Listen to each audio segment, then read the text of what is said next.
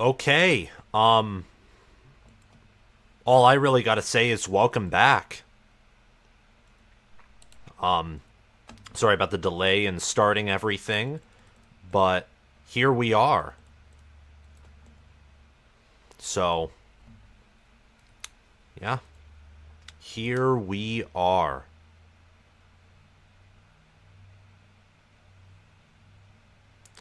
All right. Hey, Brownie College Football, how are you doing?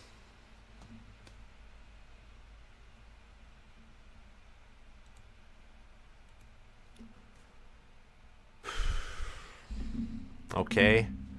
Gus Johnson, Joel Klatt.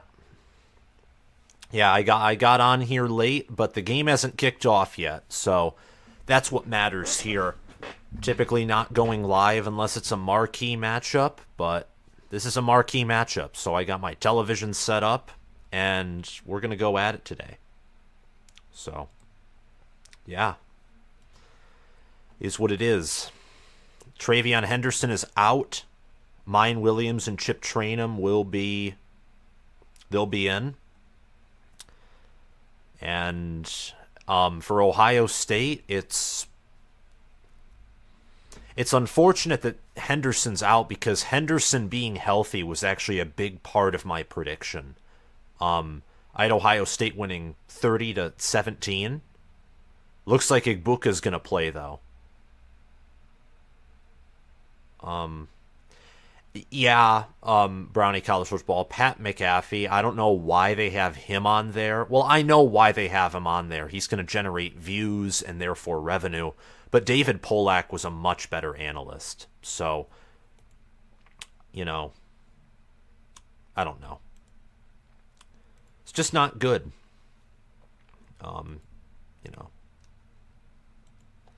It really, really isn't. Okay. But, yeah. Okay, well, Drew Aller hasn't thrown a pick all year. I think he throws his first here. If you can't tell, yes, I'm wearing an Ohio State college football with Sam shirt. So, there's that. Yeah, there's that.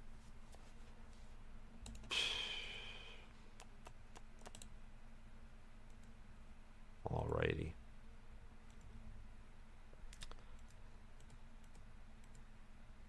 Yeah. I don't know what it is with ESPN and all these, services and whatnot. Alrighty. Well, with the injuries that are going on, I can tell you that for sure if this game was played in if this game was played in State College, I would pick Penn State to win here. But home field advantage is big. Both of these teams have huge home environments. I look at everything here. I still think Ohio State has the better defense. What's going to stink for Ohio State is with Williams and Trainum playing, I have a very hard time seeing those type of, more power running backs doing well against a Penn State front that, while is not necessarily physical, they're fast, and I don't know how that's going to match up. Denzel Burke is also out today. That really hurts because, he's their best corner. So, I'm curious to see what happens here. The Buckeyes are kicking off, so Penn State's offense is going to get it first. Here we go. And it begins. And the stadium is full of red. And Penn State lets it bounce out for a touchback. And here we go. Aller is going to have his first pass attempt in Ohio Stadium. Okay, well, here we go.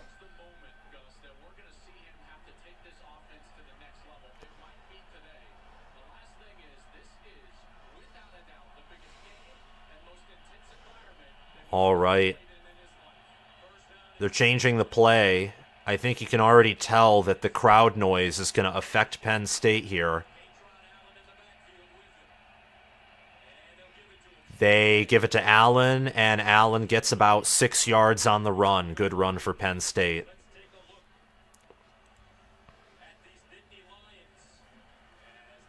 And Penn State goes no huddle. They're trying to get Ohio State off very quickly. Play action for Aller. Aller easily deflected. It's a very lofty pass. Could have been intercepted. That was Jordan Hancock on the deflection. Corner opposite of Denzel Burke. He's going to have a big day with Burke being out. Hancock is obviously going to be targeted more. Doesn't have the same reputation. Redshirt sophomore starting for the first time this season. 3rd and 4. I'm expecting. I wouldn't be shocked if Penn State runs it here. 4-man front for Ohio State. 2 linebackers. They're not stacking the box. Aller steps up in the pocket and dropped. That right there was Tyler Warren. No, it was Theo Johnson. But there is a flag. There's a flag there. Looks like holding on offense.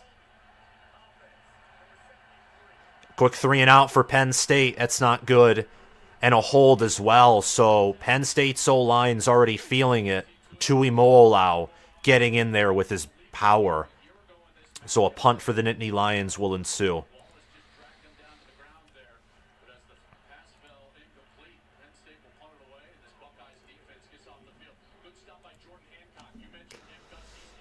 All right. And Riley Thompson punts it away. Not a very long punt at all. Fair caught inside the 30, but past the 25. So that'll bring on Kyle McCord. And let's see who starts at running back. I expect it to be Trainum.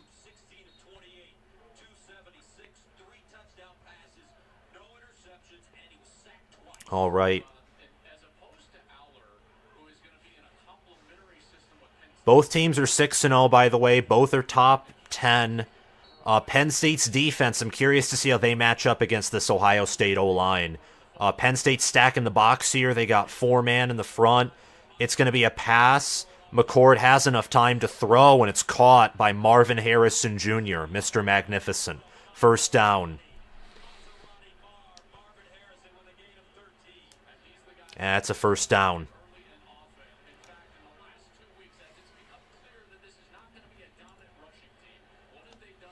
All right.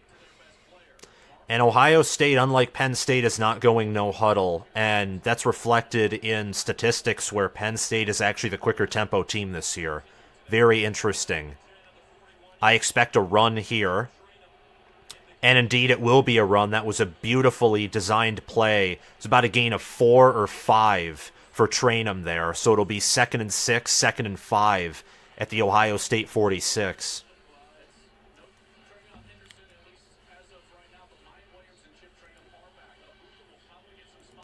Hi, Marcus Aurelius Maximus. And Stover keeps his feet up despite being almost tackled for a loss.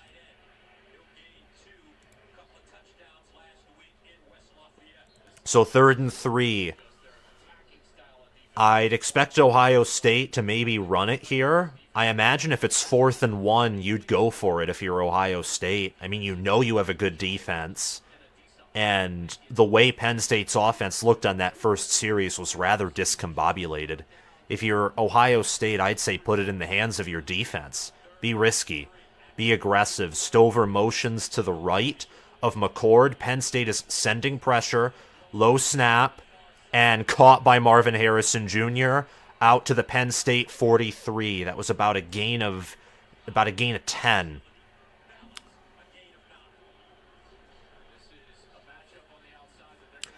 Yeah, I mean, Harrison just has to me, it's an obvious size advantage over Kalen King and Johnny Dixon. I mean, that is a mismatch that is not favorable for Penn State.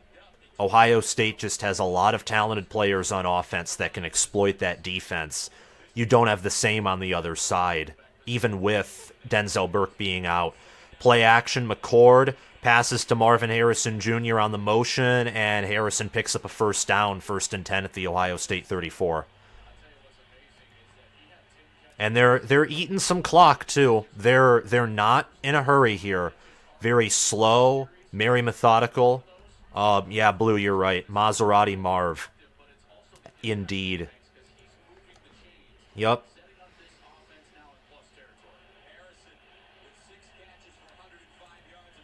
All right. McCord, well protected, passes out to Trainum. And Trainum gets muscles all the way out to the Penn State 15. That was a big gain, just a little dump off there. And McCord already has nearly 50 passing yards. He's 5 of 5 for 49. Already in the red zone. Very methodical. They're obviously going pass heavy, which is smart. I think that's how they win, is they go pass heavy and they pass to establish the run. I think that's a smart thing to do if you're Ryan Day. All right. Well, in the red zone, Penn State sends a blitz, and it's dropped by Marvin Harrison Jr. It was not a good pass by McCord. Yeah, that was... Manny Diaz sent like 7 guys. This is the thing with Manny Diaz that, I don't think people understand. He's a more handsome version of Don Brown. That's who Manny Diaz is. And Gus and Joel and all the analysts, they loved Don Brown because of all the statistics. But when you look at these big games, we have to see if he can adapt here, because sending pressure against these quick players... Oh, deflected. That was a nice deflection. Beautiful right there. It was by Daquan Hardy, the redshirt senior, who deflected that away. Wow. He returned 2 punts last week against UMass. Big-time special teams player, leader on the defense. It's 3rd and 10 now. This is an obvious passing situation for Ohio State here. Unless, of course, you're a Day and you go ultra-conservative, you try and outthink too much, and you run to center the field goal. That's not happening, though. It looks like there's going to be a ton of pressure. There is. It's more of an illusion. And it's dropped. So 4th and 10, Ohio State will kick a field goal. 3 and out the minute they get in the red zone. But this is what I talked about in my my preview, is Ohio State, I don't think, will have any problem getting in the red zone. The problem is what happens when they get in the red zone. And that's good for Penn State's defense, but if Penn State's offense can't get anything going, that defense will eventually break at some point. So for Penn State, it would be great if they could score here. Penn State's going to try and block the field goal. They don't. Jaden Fielding, 1 of 1. 33-yard field goal, good. Ohio State takes a 3-0 lead with 10 minutes and 49 seconds remaining. Okay, and we have over 20 concurrent viewers. That's sweet. Do you think the winner of this game makes the college football playoff? There's a lot of good teams this year. Unlikely that 2 from one conference get in. Until proven otherwise, I think Michigan wins the Big Ten and reaches the college football playoff. Michigan looks so much better than either of these teams do right now.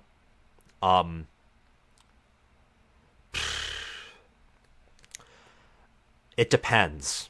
I think Florida State's likely winning the ACC with no losses or 1, and with the wins that they have, they're probably a lock to the playoff unless they lose 2 games. The Big 12 will likely produce a playoff participant. Same with the Pac-12. I mean, we have 5 Power 5 conferences this year. All of them might field a 12-1 or 13-0 champion. So I think unless either of these teams beat Michigan, no, they're not getting into the playoff. But we'll see. Because, again, we're in October. I almost said November. November is when all this stuff's decided. This year's been chaotic already, so I expect more crazy upsets. I mean, the biggest upset I predicted today, I don't even think it's an upset, is Utah going into the Coliseum and just wrecking USC. But I think the wrong team's favored there. There's probably going to be a game that I don't expect to, a game where there's a result that I didn't expect. Whether, I don't know, whether Minnesota goes in and beats Iowa, or whether Duke, despite Riley Leonard not likely playing, beats Florida State. We'll have to see. Whoever beats Michigan and doesn't lose this game, 99% chance. Oh yeah, absolutely. If Ohio State goes 13-0 or Penn State goes 13-0, that's a 100% chance. I have both Michigan and Penn State in my playoffs, 1 and 2, but I thought the Pac-12 and Big 12 would take themselves out. The Pac-12 still can. In fact, it's very likely because really it's November. For example, Washington faces Oregon State, Utah, and Washington State in the month of November. I mean, there is a good chance. There's a great chance that the Pac-12 takes themselves out. Big 12, though, it's basically Texas, OU, and everyone else. So I don't see the Big 12 taking themselves out unless there's a crazy upset that occurs. Like, please. Thank you, Marcus Aurelius Maximus. I really appreciate it. Chris Lane, can't have field goals, needed a touchdown there. Ugh, go Bucks, be back soon. A field goal's just something. A channel on YouTube with over 250,000 subs said that LSU are playoff contenders and FSU are frauds. Explain that one to me. Did he say that in the preseason or now? Because in the preseason, that's understandable. If he's saying that now, that's ridiculous, though. LSU still have questions about their defense. It doesn't matter that you held Auburn to 18. Auburn has no defense. UCF and Oklahoma are tied, by the way. I was tempted to pick UCF to cover, but at the end of the day, I didn't. Might regret that decision. But here we go, right here. Oh, last week he said that? Well, that's stupid. And I'll answer your guys' remaining questions after at the next commercial break. So, Ohio State is looking to get more pressure. And RPO, that was a nice RPO action. But it was caught. It was caught there by number 6 on Penn State. 6 being Harrison Wallace III. That was a nice RPO. Really beautifully executed, actually. I was sold on that was a run, and Ohio State was going to tackle it for loss.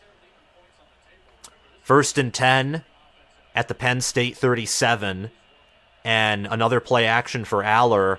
Aller is just going to throw it away. Barely got to the line of scrimmage, 2nd and 10. There's pressure on him, but his O-line's holding up okay. Both O-lines right now are looking about average, I would say. But Tuimoloau is getting in there. I mean, Tuimoloau is a guy with an elite ceiling. Tuimoloau is... He took over the game against Penn State last season. Let's see if he does anything close to that this year. And it's a run for a gain of 4, so it's 3rd and 6. That's an obvious passing down for Penn State. Let's see what happens here. If Penn State punts here, this is where you think to yourself, if you're Ohio State, you can get something going. 3rd and 7, my correction. Penn State has the football. And Drew Aller, I'm saying this because the game's a little bit behind, but he throws an incomplete pass to Keandre Lambert-Smith. And the reason for that being Ohio State kind of sends pressure and it scares Aller. And he underthrew it. If he didn't underthrow it, Lambert-Smith would have had that. He beat his guy in coverage. So 4th and 7, and they're going to punt.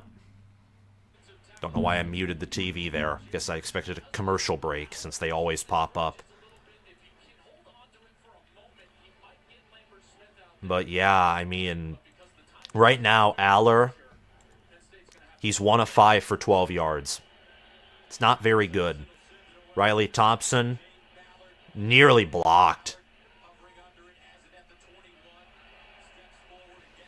And Riley Thompson he's not, that was a 39-yard punt. So Penn State's not, pinning Ohio State deep or winning any kind of field position battle right now. Marvin Harrison Jr. will be back. Marvelous Marv, as they call him. McCord, 5 of 8 for 49 yards. Trainum, 2 for 8 yards on the ground. Let's see what y'all have to say. I'm pulling for Penn State, but this Buckeye defense is legit. I'm only pulling for Ohio State because I want the 11-0 versus 11-0 game. It was Jaden Ballard, by the way, very underrated wide receiver who returned that punt. I'm pulling for Ohio State here, as you can tell by the colors that I'm wearing. Will Alabama be in the playoffs this year or not? I don't think so. I think Alabama will lose to LSU or Auburn, or they'll lose to someone. And if not them, they'll lose in the SEC championship game. And if not, whoever they beat in the SEC championship game, that being Georgia, probably goes out. Because there are going to be enough conference champions, in my mind, with a 12-1 record, or 13-0, that there probably won't be two teams from the same conference in the college football playoff. And if there is, I think it's from the Big Ten again. Probably Michigan, Ohio State, maybe Penn State, Michigan, or maybe Ohio State, Penn State. Who knows? But this game's going to help determine a lot. Right now, Ohio State looks like the better team. Ohio State's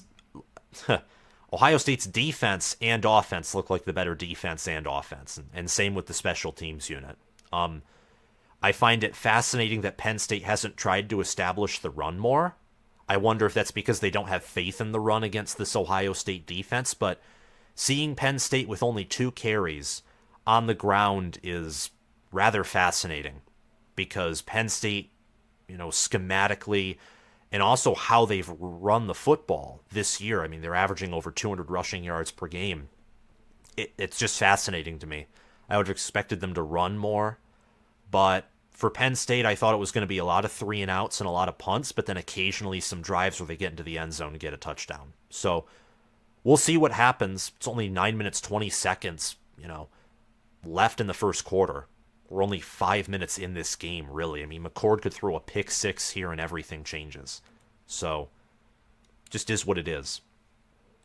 Michigan needs to be banned from the playoffs if it's bad as it's rumored to be. Well, here's the thing. Even if it is as bad as it's rumored to be, all of Michigan's remaining opponents, who were basically the only opponents who had any hope of beating them, have been notified.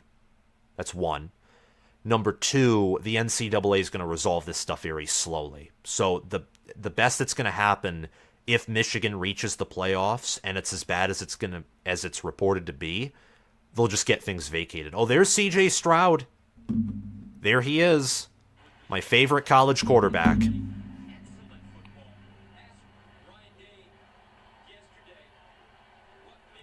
Who do you think has the more NFL potential out of Aller, McCarthy, and McCord? Aller has the highest ceiling. Oh, that was an outside run that was almost well defended, but Trainum got a 2-yard gain. Right now, McCarthy by far has the best NFL tool set. But Aller overall, I'd say with his frame and comparisons at a high school, probably has the highest ceiling. And I doubt that what's being reported about Michigan is as bad as some are saying. Because apparently Michigan still hasn't gotten the evidence from the Big Ten or the NCAA. So I don't know what's going on there, but we'll just have to wait and see. McCord underthrew Marvin Harrison Jr. It's 3rd and 8.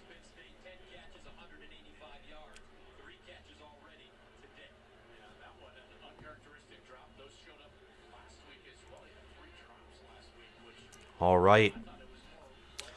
Now, Marvin Harrison Jr.'s dropped, I think, 2 passes. However, I will give credit to, him in the sense that McCord has thrown some somewhat inaccurate balls. Oh, my gosh. Penn State is looking like they're going to send everyone. They're not. And McCord sacked.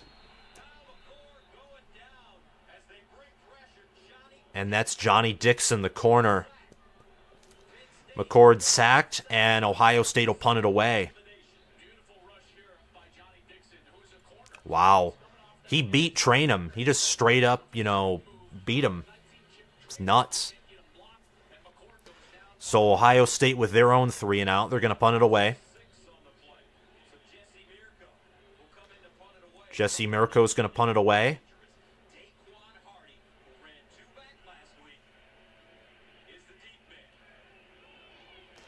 And this ball is going to... And Daquan Hardy goes out at about the Penn State 40. So Penn State with good field position. Are you kidding me? Another commercial break? This stuff's just nuts. Oklahoma, by the way, up 7-0 over UCF. Let's see some other scores around the college football world. Arkansas up on Mississippi State by 3. Rutgers and Indiana are tied 7-7. Baylor's up on Cincinnati. Georgia Tech's beating Boston College. That's really the only games that are going on. It's really Penn State, Ohio State for today at noon. So Penn State with good field position. Can they capitalize on this and get a touchdown? How bad are the allegations against Michigan in your opinion? Like, how bad will the punishments be? The allegations are about as bad as, the Patriots spying on everyone. That's how bad they are. I don't know what's going on. In terms of punishment, I don't think the punishment will be anything more than maybe another suspension, maybe a slap on the wrist, maybe probably some vacated wins potentially vacated wins in 21 and 22. I can't imagine anything from this year will be vacated because Michigan got caught this year. So now that they've been caught, in my mind, if they had this massive advantage, it's been taken away from them right now. So if Michigan goes out and, goes 15-0 after being caught, then they really were the number one team in the country and whatever. I want to see more evidence before I give an opinion, though. Blue commercials with football breaks. Amen. Amen. Texas at Iowa State will be an interesting game. Very hard to beat ISU at home no matter the talent mismatch, especially at night. And Iowa State has been playing good recently. I hope someone from the Big 12 slips up just because that, increases the chance of a Big 10 or Pac-12 team, future Big 10 team really in the Pac-12 or Oregon State getting into the college football playoff. 45 watching, 13 likes. Thank you again for supporting the channel. Nope, I didn't mean to click on that. A prediction, nothing will happen with this. What does that mean? Oh, with the field position, you're talking that, Penn State just won't capitalize on it. I can see that. Penn State right now does not look good offensively. They don't. I mean, they had one good RPO play, and everything else has been awkward. So, we'll see what happens. We will see indeed. But Ohio State took the lead. Right now, they're given a 66% chance to win, according to FPI. I guarantee you Oklahoma's going to score here. Really begin to open up the can of worms that is UCF. By the way, how good do you think Oklahoma is? I think they're great to near elite. But I don't think they're elite. I don't think they're true national title contenders, but I don't know. Four-man front. Wow, Singleton with a big gain, nearly a 20-yard gain on the ground. That's nuts. 20 yards to the Ohio State 42. That's like one of his biggest runs of the year for Singleton. He nearly got away. So let's see what happens here. Penn State gets a first down. They get a jolt. They're in Ohio State territory for the first time this game. Ohio State's defense is trying to communicate. Still a four-man front. And Singleton as a whole, wow. Ohio State's playing very conservative. Very conservative. That's a 16-yard gain on the ground. So Singleton, 2 carries for 36 yards here.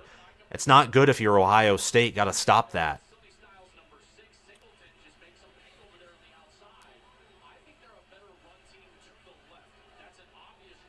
Penn State's now going to huddle, use some clock, make sure that they get out the right play.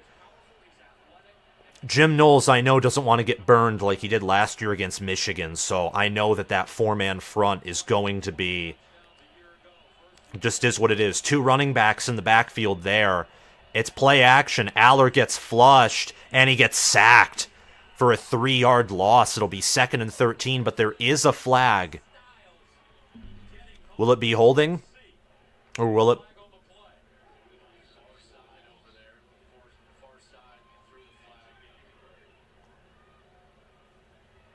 What is it?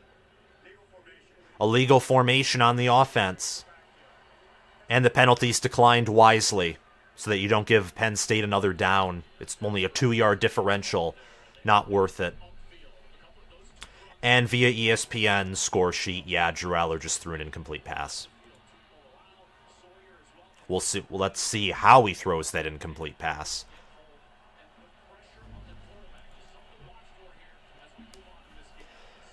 So now Penn State's out of rhythm. They're not, James Franklin, I don't know if he'd run it. Oh, Tui Molau just totally beat his man. Overthrew Lambert Smith.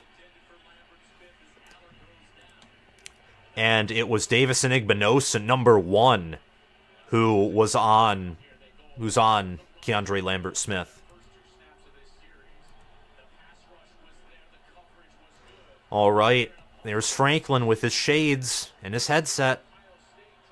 6 minutes left in the first quarter. 3rd and 13. Tui Molau highlighted on the edge. Aller changes the play, checking with his offensive line. You can tell that the noise is just not helping anyone here. And they're going to run it with Singleton. And Singleton had some space, but he's brought down. So it'll be 4th and 6. Or 4th and 7 at the 23. So Penn State's going to come out and attempt a field goal.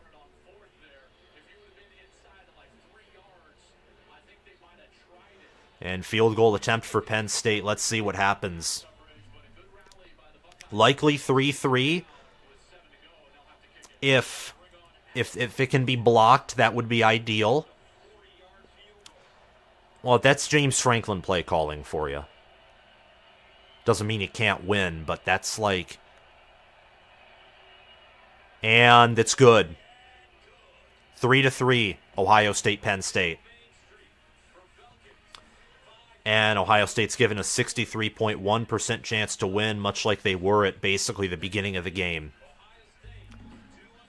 Aller, by the way, 1 of 6 for 12 yards.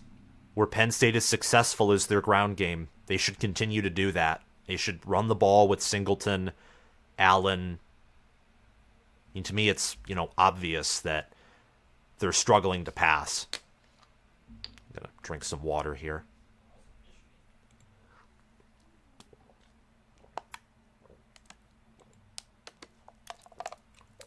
Running on 3rd and 13 was better position for the field goal, to be fair.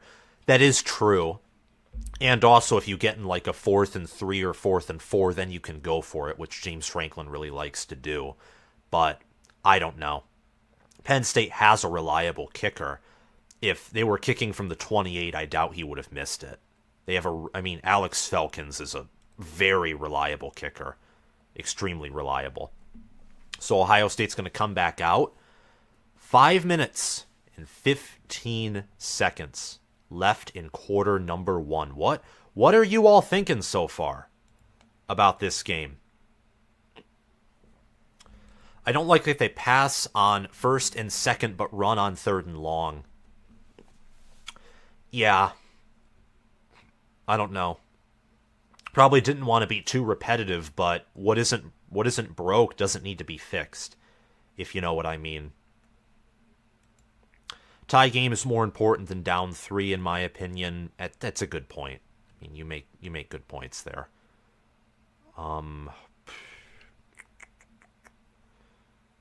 Yeah, let's look at some other scores. Oklahoma 4th and 20 at the UCF 26. They're going to kick a field goal. It'll probably be 10-0 Oklahoma at the end of the first quarter. Ohio State, Penn State's going slower, but that's because there's a lot of incomplete passes, and both of these teams are trying to pass the football a lot. So this won't be, I don't think this will be like Notre Dame, Ohio State, where this game, melts away rather quickly. Both teams have already had several possessions. Michigan's now favored by 25 to beat Michigan State. I'd still pick the over there and like that Michigan covers. Over-under's 46, by the way. I think the over for that game will hit too. Over-under for Iowa-Minnesota is 30.5. I guarantee you that hits the under. But that's a game I'm excited to see, actually, which sounds nuts, but it's the truth. So Penn State can't throw the ball. Doesn't seem like it, no. But then again, Ohio State's defense, and especially their secondary, is elite, and they have second and third string players that could start on most defenses. So Ohio State's defense is ridiculously good. Also, Air Force just had a 94-yard passing touchdown. So, is what it is. Everyone is nervous. This game will open up in the third. Great game so far. Rutgers up 14-7 on IU. Good. I want Rutgers to get that. I want Rutgers to get that win. Owosu. Punt. Line drive. And it's fielded by Ohio State. That was a good play by Trainum to get that out there past the 20. And that was also a good kick by Gabriel Nwosu. It was a good kick. It was a line drive. It had a nice bounce. It was a good attempt to get great field position for Penn State's defense. But let's see what happens here. Ohio State, their defense, they bent, but they did not break. So let's see if the offense can, get some rhythm, be successful. Wasn't your Minnesota-Iowa score like 2-5? No, it was 16-13 Iowa. That's what it was. Is there an injury occurring? What's going on? There is an injury. Oh no. You hate to see it. Yeah. Oh my gosh. Jahad Carter. That's another secondary player. Let's hope he isn't hurt and it's just he got the wind knocked out of him. That's unfortunate that he's down. It sucks. Yeah, these players, they train hard, they fight hard. Their work ethic is unquestionable. And he's getting up, but he's struggling to put weight on his left leg. He's going to have to be helped off the field. Yeah, that stinks. 16-13 Iowa, but they get the 16 off of 4 field goals and 2 safeties. That'd be the most Iowa and yet the most Minnesota thing to occur. Oh, yeah. Oh, he landed on that leg. Oh, that sucks. Let's hope that he's not out for the year or that it's just, a sprain that has to be measured. Like that's week to week. Let's hope. All right. So Ohio State 1st and 10 at their own 22. Speed option. And that is for Mayan Williams. And Williams gets about a 4 or 5 yard gain. That was a nice little speed option play, I gotta say. For McCord not being able to run the football, that was like a perfect, speed option pitch. And Penn State, they fell for it. And here's Ryan Day with his play sheet. He's calling plays. I imagine Hartline is like participating, but I think Day is probably the primary play caller right now, especially in a big game like this. All right. McCord checks the play.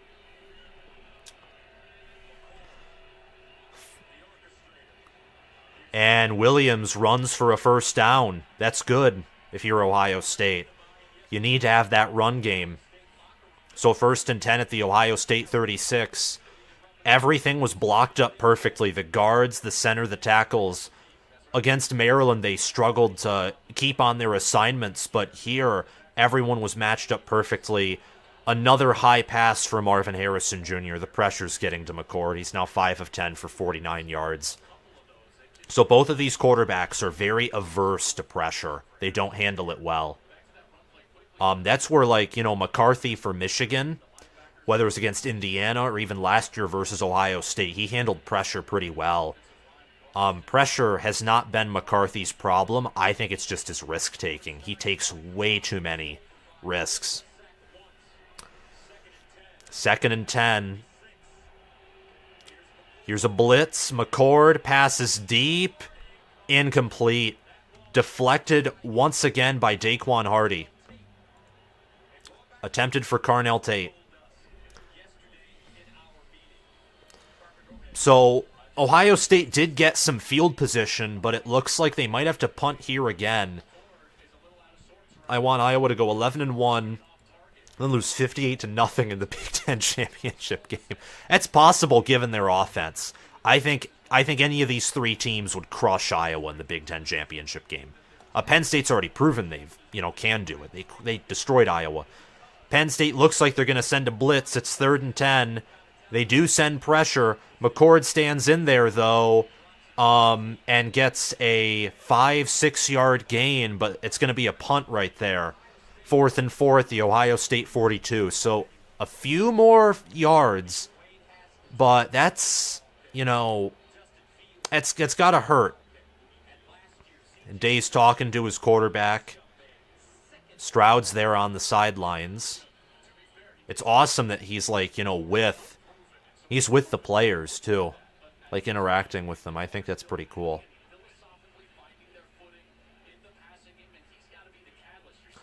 All right, Jesse Mirko punts for 35 yards. Both of these punters are not necessarily being exceptional. 1st and 10 at the Penn State 23 is where Penn State will have the football, with 3 minutes and 7 seconds left in the matchup. Or left in the first quarter, my bad.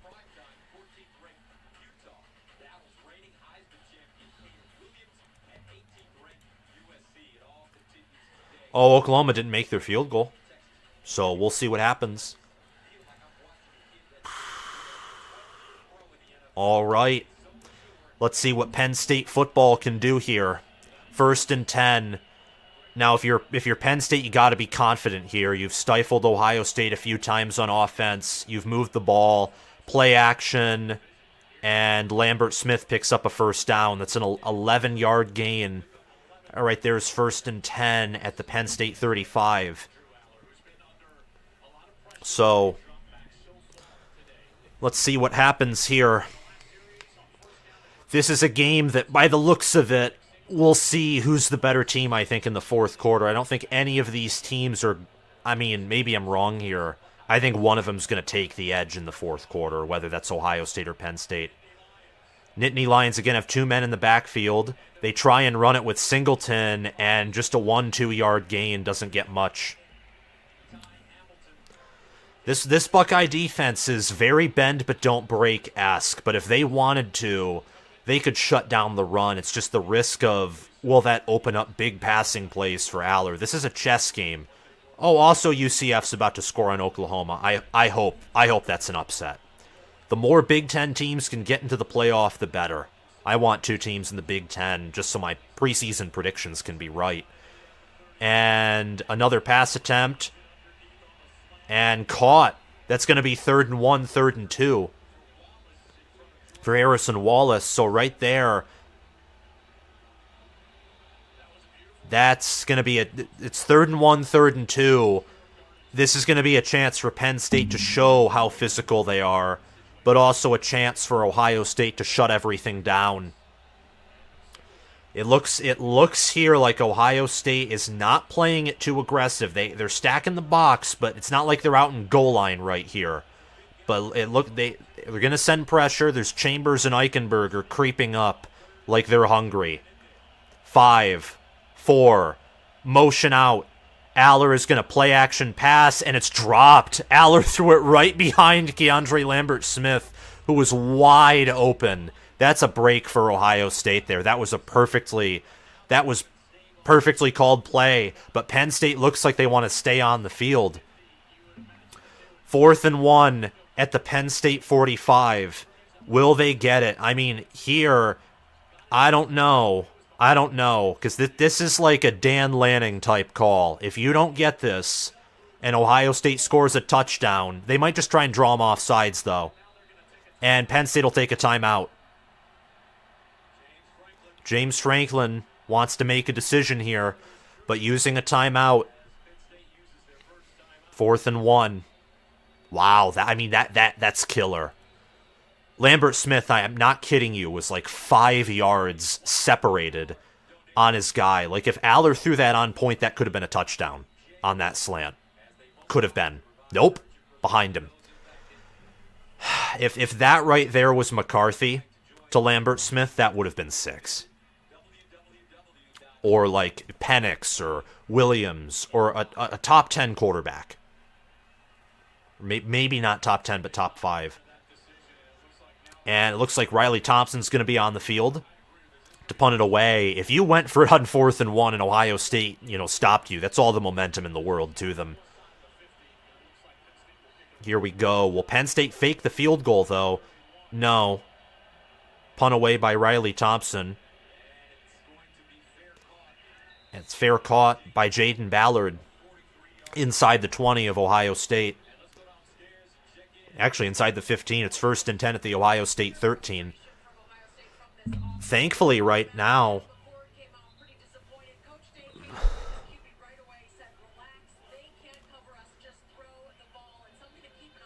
doesn't look like here that they're going to take a commercial break. Good for them.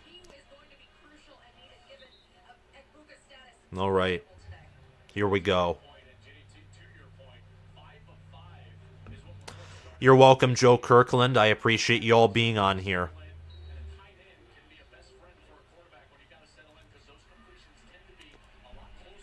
All right. And Ohio State will run it with Mayan Williams for a gain of 2 or 3, so it'll be 2nd and 7. That's probably an obvious passing down for the Buckeyes.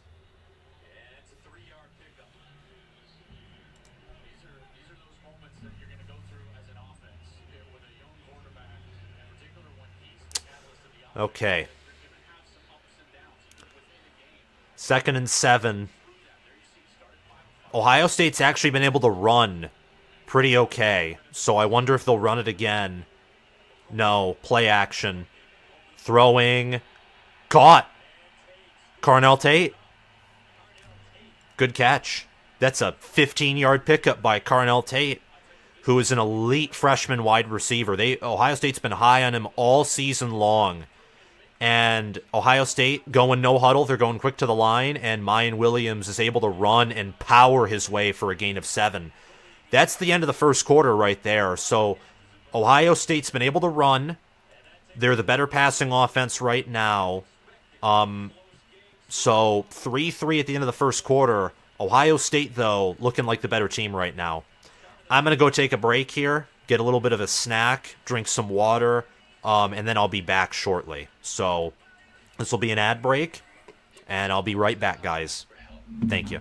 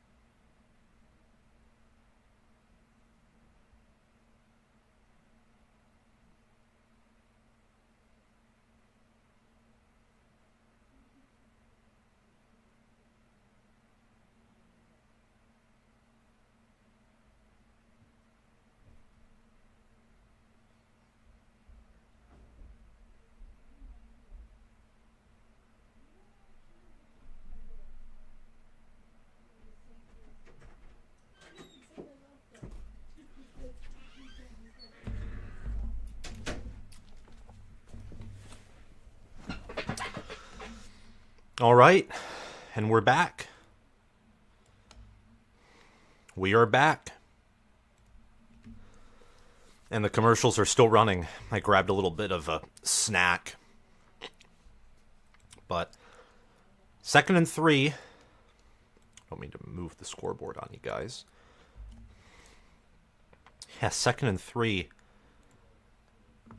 at the Ohio State 38. And UCF did score 7, so it's tied 7-7 in Norman, Oklahoma.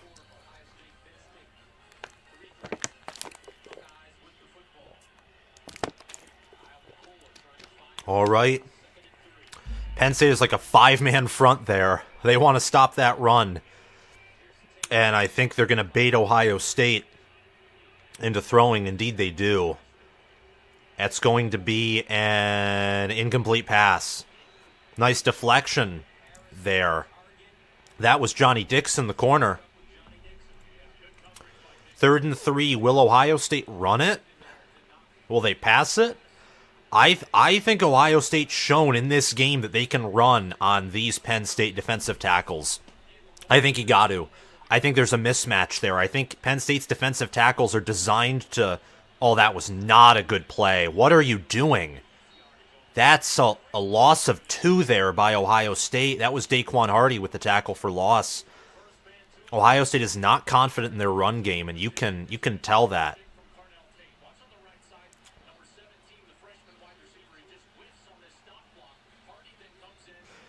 Yeah, that was not a good play design whatsoever. That was honestly kind of pathetic. 4th and 4, but that's going to be a good punt by Jesse Mirko. It's going to be inside the Penn State 15.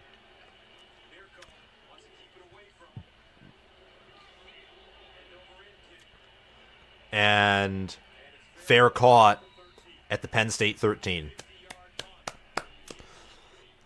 Ohio State right now is the better special teams. They have the better defense. They look like the better team. But, again, we're only 16 minutes in, and it's a close game. I don't know why you didn't pass it there. I'm being honest on that. If you're Ryan Day... You remember, Ryan Day said he wants to be physical. Part of being physical is 2nd and 3, you run it again. 3rd and 3, you run it. Penn State is going to run it with Katron Allen, and they get nothing. See, Penn State will try and execute to be physical. They just don't have the trench potential to do that. Penn State has... great offensive tackles, or an elite offensive tackle in Olu Fashanu. They don't have the same potential at O-line that Ohio State does. This is why Ohio State can line up with like 4 guys and still get stops at times. Aller is going to run it again, and it's only a gain of 2 or 3, so obvious passing down for Penn State. It's going to be 3rd and 6. And I don't necessarily trust Riley Thompson to effectively flip the field.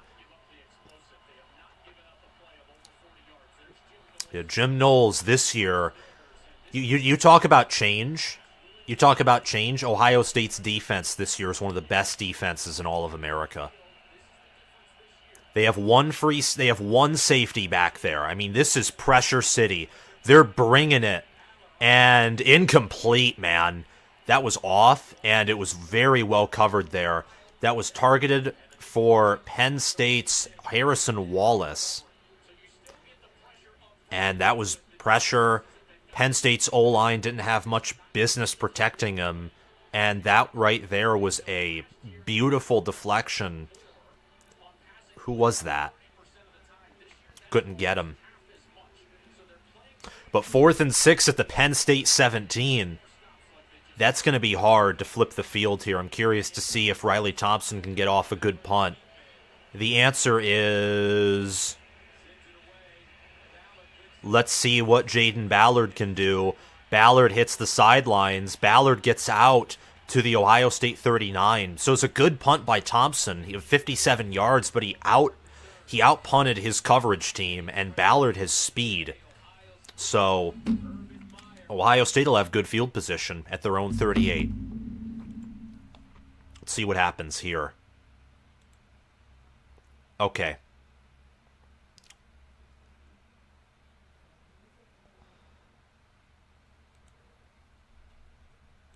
Don't understand why they would steal from Minnesota. PJ's calls aren't great. Would explain the pick six at the beginning of the game, but Kaliak Manis isn't good, so I don't think so. No, that was just a bad... This is my dilemma. UNLV accused Michigan of stealing plays. Like, come on. Michigan was not stealing plays from UNLV. The only aspect of stealing plays that could make sense is Michigan's violent second half comebacks, and even I question that. And performances against Ohio State. Maybe. And even then I don't think so. Because you look at Ohio State's defense, you know, if you isolate certain instances, then yes, you can build a case that Michigan cheated. But until you're presented with, like, full-on evidence, I don't think that I don't know. I need to see proof. That's all I'm going to say. Because, like, last year, Michigan called several plays that weren't perfectly drawn up. Like Cornelius Johnson's first long touchdown. That wasn't Michigan calling, like, 4 verts with Donovan Edwards going to, like, the boundary and no one's on him and you pick up a guaranteed first down. Like, no. That was a comeback route, and Johnson broke tackles because Ohio State came with no safety help. So, I don't know. It's just kind of crazy. But that's just my opinion. Like, if there's evidence that comes out, yeah, fire whoever's stealing that. Like, honestly. Michigan, I'm a Michigan fan. I go to the university. Cheating's not acceptable. It just isn't. But I need to see evidence of cheating, not just accusations of cheating. Okay. Yeah, McCord this year, I mean, I might get heat for saying this. I think McCord is a better version of Cade McNamara. That's who I think Kyle McCord is. Which, you know, a better version of Cade McNamara is a great quarterback, by the way, if we're talking about 2021 Cade McNamara. Oh, that's a nice end around that's well blocked. That's Xavier Johnson, picks up a gain of 7 or 8. Wow, that's a good play call. Need to see more of that from Ohio State. More aggression. More trickery. Not, stupid trickery like what Michigan did against TCU on 4th and goal, but like, just, do what works and test Penn State. It's early. I'd say if you're Ohio State, you should run it on 2nd and 3, and they do. Wide open hole. Yeah, they should run. In the preseason, I said that Ohio State would be able to, just gouge this team through the ground with their power running. And I kind of abandoned that prediction in recent memory, but right now it looks like they can do it. And Ohio State's lining up quickly. Their O-line is just getting penetration. Williams picks up a gain of 13. They're running on Penn State here. And I don't believe in Penn State's defensive tackles to stop that run. That's not that Penn State decided to stop playing defense. We've had concerns about their defensive tackle room here. And they're going to get a stop on Williams right here. They got good penetration, and they stopped him at the line. So that was a good series by Ohio State. You're near the red zone. You tested Penn State's defense. It's 2nd and 10 at the Penn State 36. Right now, Ohio State and Penn State have ran for the same amount of yards, 54. Penn State's just had that on less attempts. So let's see what Ohio State does here. This is an obvious passing down. Penn State brings pressure, and Stover does a good job of keeping his feet up, and he gets out to the Penn State 27. Wow. 3rd and 1. You're probably going to run it here if you're Ryan Day, and they do. I know I'm behind here, but Ohio State literally just powered through Williams spinning to get to the first down. Hi, Charlie Huntsman. How are you doing?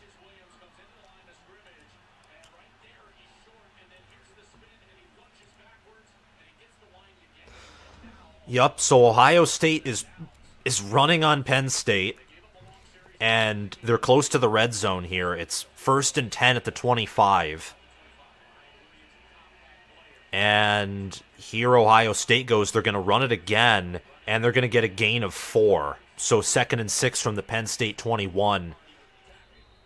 Williams, 9 carries, 48 yards. He's shining now. And Chop Robinson's hurt. That's unfortunate. You never want to see injuries. Like, let's hope Jihad Carter's okay and that Chop Robinson's okay. And they're taking a commercial break. Okay.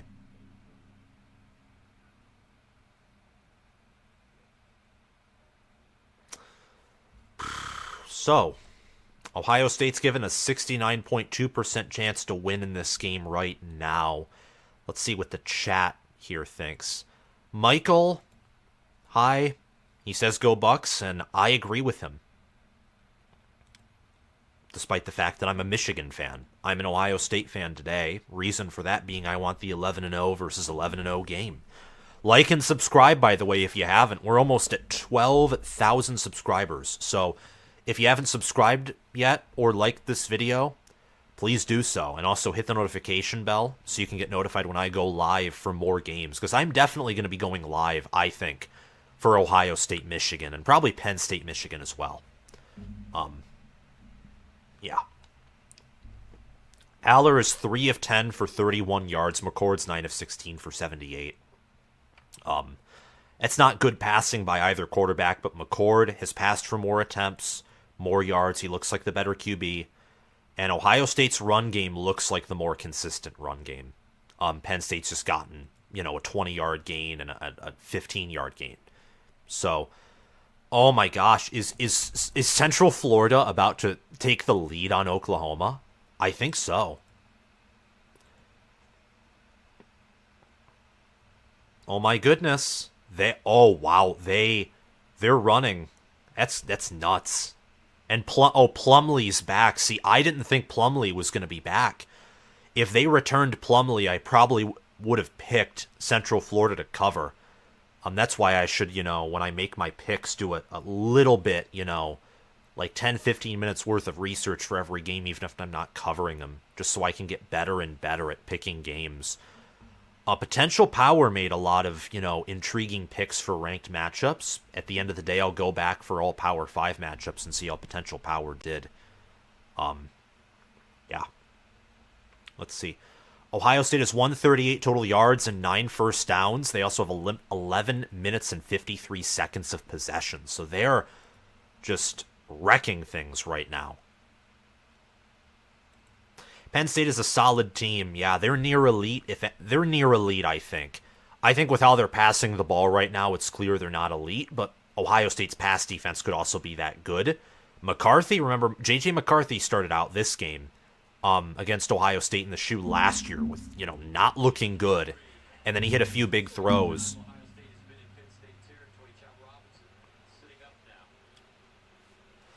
They must have some proof on Michigan or they wouldn't tell it to the public. Well, Michigan doesn't have any proof yet. Michigan suspended their assistant with pay pending results of the investigation. I think it's allegations. What I think happened is there's not definitive proof yet, but enough coaches made allegations to where it's, not just Ryan Day talking about Brent Venables. And also remember, Jim Harbaugh stuck his nose to the NCAA, so the NCAA has a motive to pounce on anything. I also heard rumors that this was a premeditated leak, and the NCAA was just going to investigate this and not leak it to the public. But they did anyway. So, I have no clue. I'm just, at this point, this investigation likely isn't going to affect Michigan's playoff hopes or anything like that. I just feel bad for Chop Robinson, man. He's a great player. Like, really, really great player. He honestly, like, good for him to walk off, though. His towel's covering his head. Shame. That's, injuries stink, and it's sad. Like, I just hope that he can come back in the game. Really. All right. So with Chop Robinson being out, this means that Danny Dennis Sutton and Amin Vanover are going to have to step up, is what that means. Because Chop Robinson's an impact player.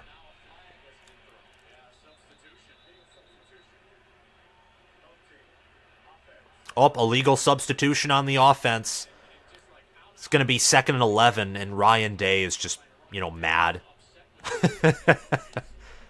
Yup. Well, there's Day. Day's been yelling a lot more this year. You can tell the stress is getting to him. It really is getting to him, and it's a shame. Because he's a great coach. I mean, to say that Ryan Day is this terrible coach masquerading as something that's great is ignoring the fact that right now he has the best win percentage, I think, against top 25 opponents of active head coaches. Pass. Penn State rushes no one. Nearly picked. That was nearly picked. Wow. Deflected by Abdul Carter, the true sophomore. That was an ill-advised pass from McCord. So it's going to be 3rd and 11. That illegal substitution killed Ohio State, because I think they likely would have ran it there, because the run's working.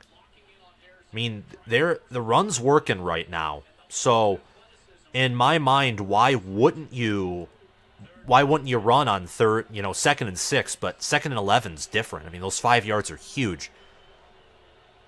Okay, Penn State brings a blitz. McCord's going to try and get out. Oh, no! He fumbles it, and it's picked up! Penn State's going to get a scoop and score. That's going to be a touchdown for Penn State. Wow. Wow. There's a flag, though. There's a flag at the Penn State 16. This might be defensive holding. That might be defensive holding. We'll just have to see.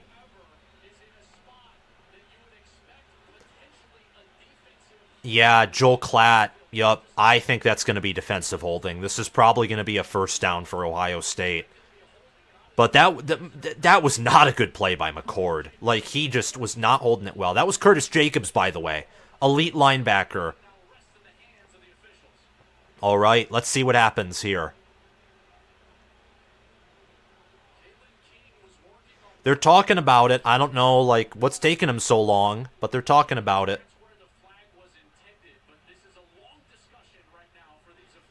Yeah, I don't know what's up with Big Ten officials. This defensive holding. Yup, that's going to be taken off the board. That's an automatic first down for Ohio State. So I went from thinking Penn State was going to have all the momentum to now Ohio State has another chance in the red zone.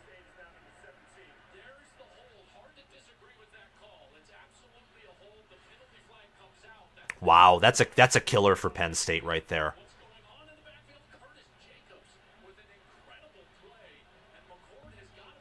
Yeah. Oh, that was ill-advised by McCord. Wow. And Oklahoma took a timeout because UCF's in the red zone. So that's not good either. That's upset watch right there. And they're going to run it. They're going to run it for about... He'll lose a yard or he'll get back to the line of scrimmage. It's Mayan Williams. So that sets things off rhythm. Ohio State right now, I think, really, with how they're running, they're going to rely a lot on that run, to open things up. There's Manny Diaz. And if you're Ohio State here, you're probably going to pass. Well, no, according to ESPN, they run it, and it's for no gain. Penn State's just stacking the box here. I mean, they're not going to let Ohio State run on them like they did earlier, because you can't win.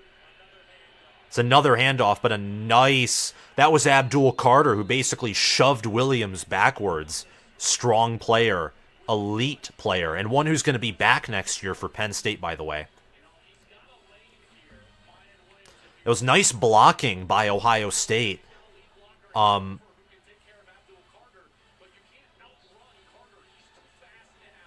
Yeah, Mayan Williams had an ill-advised cut there. He would have probably had a gain of 3. All right. Oh, Chop Robinson's being carted off. That's horrible. Blitz by Penn State. And caught! Oh my gosh. That was right into coverage. And Marvin Harrison Jr., flag on the play. He burned Kalen King there.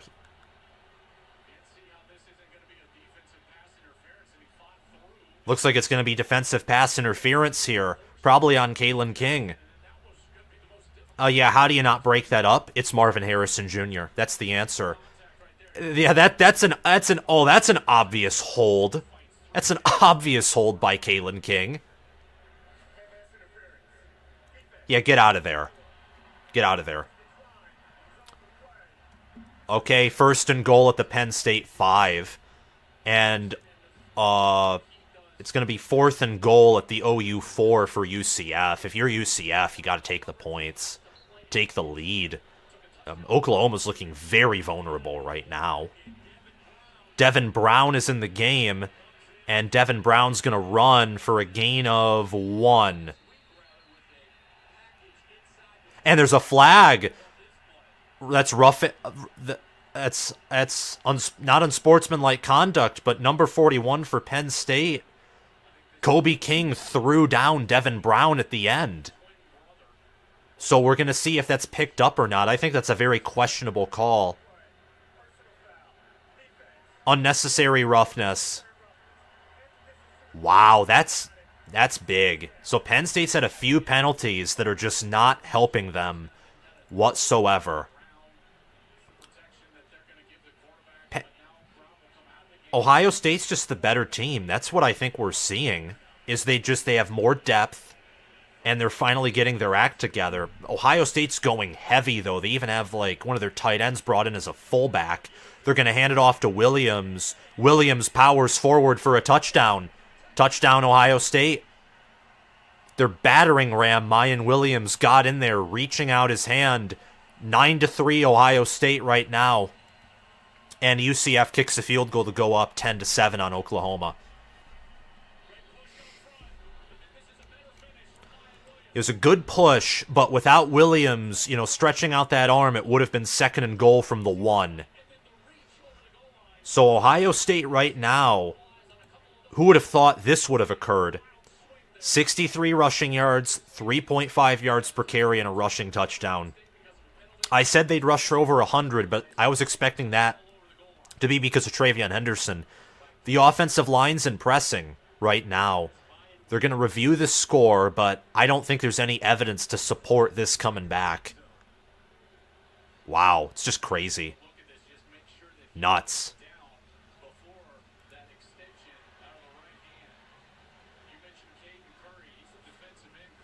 Yeah, that unnecessary roughness, I think, was questionable, but it is what it is. You can't have every penalty go your way. You just can't.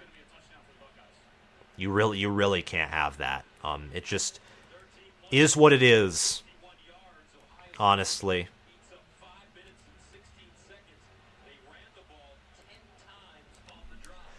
Oh, they ran the ball 10 times on the drive. Yep, so it'll be 9-3, maybe, 10, probably 10-3. Extra points are rarely missed, even though Jaden Fielding missed one last week against Purdue.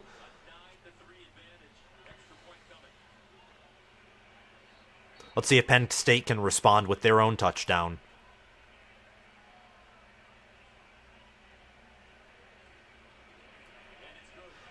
Ten to 3, Buckeyes. And we're not even at halftime yet. I mean, this game is not going by quickly. The clock's not melting away. Sam, your shirt. Yeah. This is the Buckeye edition of the college football with Sam shirt. You should get one. All of you Ohio State fans who are a part of the channel, you should, check out the merch store via the link in the description. There's an Ohio State college football with Sam shirt. I bought this, by the way, with my with my own money, for reasons being that I want Ohio State to win this game. I want them to win out, to be frank, and lose to Michigan. That's what I want. So, yeah.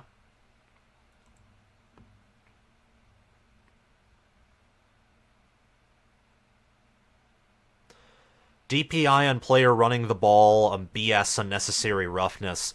Okay, the pass interference was legit. I mean, Kalen King was hugging, bear hugging Marvin Harrison Jr. The roughing call, I agree with you. That was kind of ridiculous. What's up, Chimichanga Guy? How are you doing? It's nice to see you here with us. What do y'all think about Minnesota? Minnesota versus Iowa. Michigan versus Michigan State. What are you thinking there? That's funny. My gosh. I mean, people. Oklahoma. All I'm saying is, this is not a top 4 team. I mean, they're down to UCF and they've had no turnovers, none.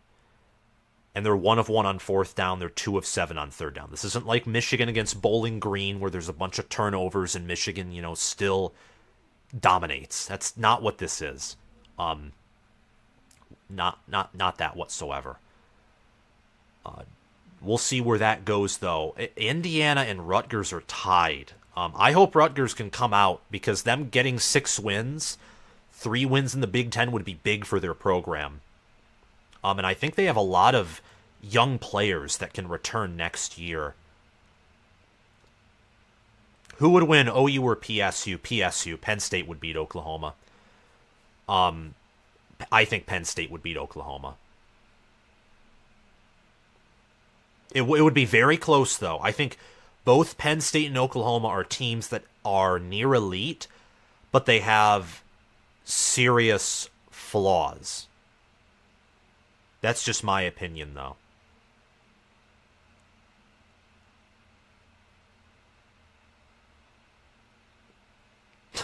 Not reading that comment, Michael, but Penn State would win. I think I predicted Iowa to win 2-0. Understandable. Both offenses are horrible. I think Iowa's scoring more than 2, though. I think Minnesota's defense is vulnerable enough to where you'll see Iowa score an offensive touchdown. If Minnesota had a top 10 defense, or if Darius Taylor was healthy, I would pick Minnesota to win. Also, Oklahoma took the lead 13-10. Passing touchdown, 46 yards to Nick Anderson. We'll see if UCF can respond with 1:51 remaining. Hopefully they can. All right, 7 minutes, 31 seconds left in this football game. Kickoff. Singleton will let it bounce in the end zone for a touchback. Oh, that's weird.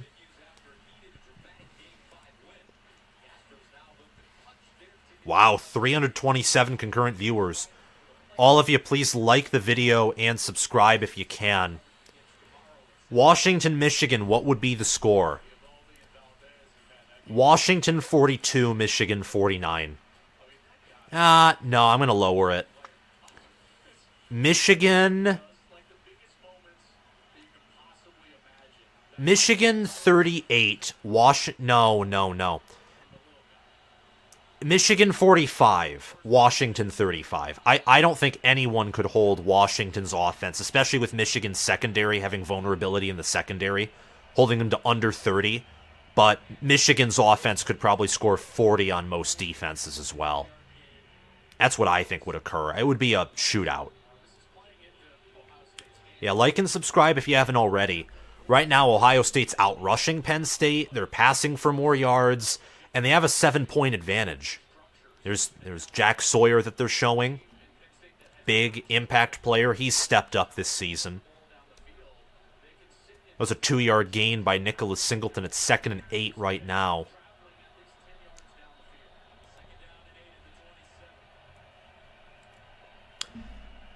Aller is going to drop back pass. He's pressured, gets it off to, I think, Tyler Warren. And Warren bullies through for a first down. That's a gain of 10 or 11 right there. Crazy. Josh Proctor shoved him out of bounds. And we're 6 subscribers away from 12,000. That's awesome. Thank you guys so much for the support along with the viewership. This is amazing. But yeah, Warren came out of the backfield motioning, and that was a good play. That's all I'll say. 1st and 10 at the 38 for Penn State. This looks like a run. Let's see if it is. Maybe it's an RPO. It is a pass. Wide open is not Tyler Warren, Theo Johnson. Theo Johnson gets down to the Ohio State 30. So Penn State's responding. Right now, they're responding. Let's see what happens. That was a beautiful route. It was a crossing route. And they lose him in coverage. Aller with Singleton in the backfield. It's a trick play for Aller, and he's pressured. He has to just throw it away. That was not a good play. 2nd and 10. Ohio State stayed focused. They didn't bite.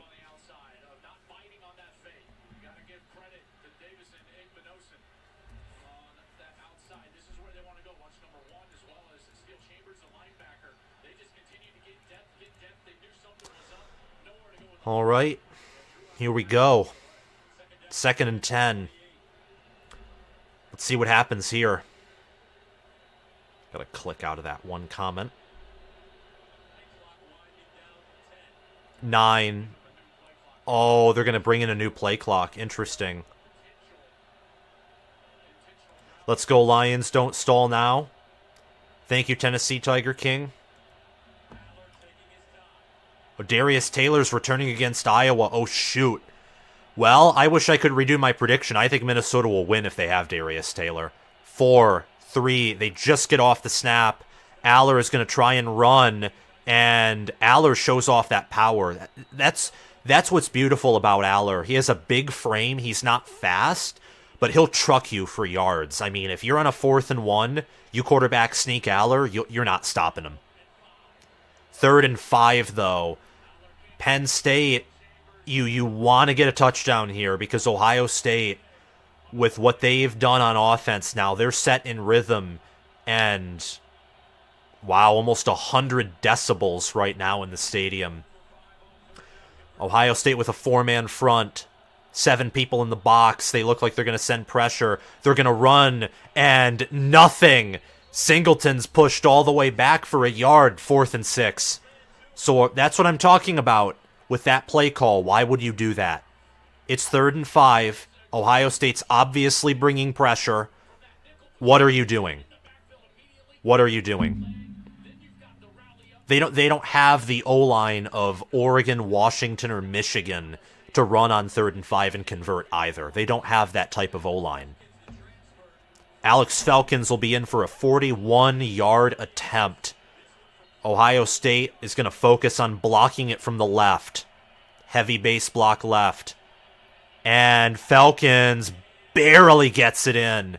It's good. 10-6, Ohio State. And Ohio State and the Buckeyes will have 4 minutes and 16 seconds to get down the field and score. Penn State's defense has 4 minutes and 16 seconds to try and get their offense the ball back.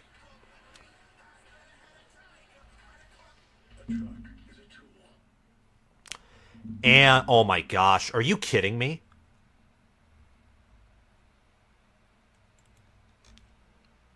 UCF just got a touchdown.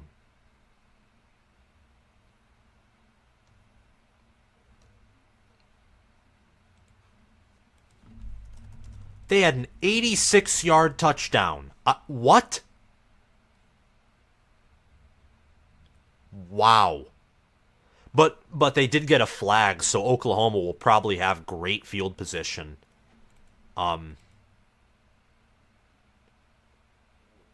Yeah, Oklahoma has it 1st and 10 at their own 26, but the fact that UCF is scoring on that defense, nuts. That's crazy. Air Force and Navy, it's 7-0 Air Force at halftime. Let's look at some other scores around the world of college football. Rutgers, 4th and goal at the IU 3. They'll probably lead 17-14 entering the half. Boston College leads Georgia Tech 17-10 at the half. Ohio's about to get up on Western Michigan.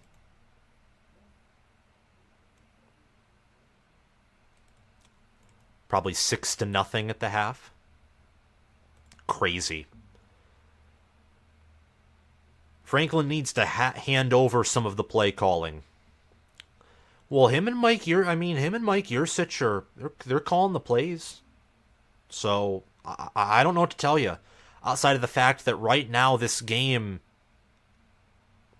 I don't know. It's just it's interesting to me. I mean, what Penn State is doing.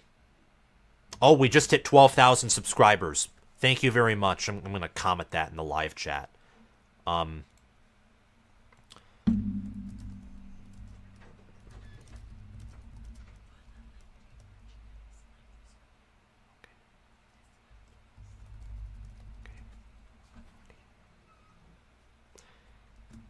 Yeah, thank you for 12,000 subscribers.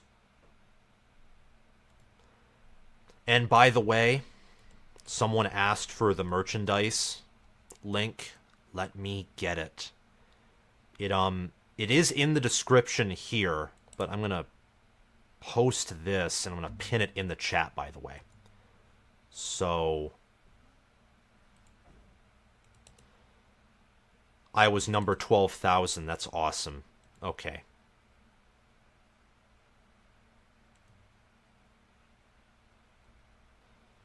Yep. Here we go. Okay, so game's back on. 4 minutes and 16 seconds left. Okay, so the link for the merchandise is pinned. So that's the link to the merchandise store.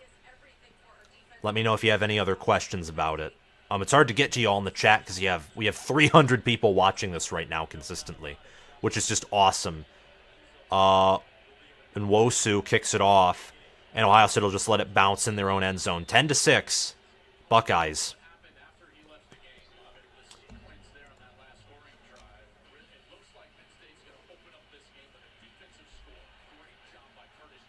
Yeah, wow.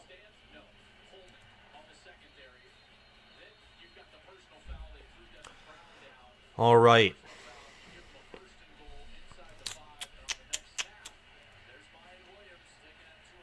Yeah, that's a nuts type of game. Oklahoma being down at home to UCF. I hope UCF pulls out with the win.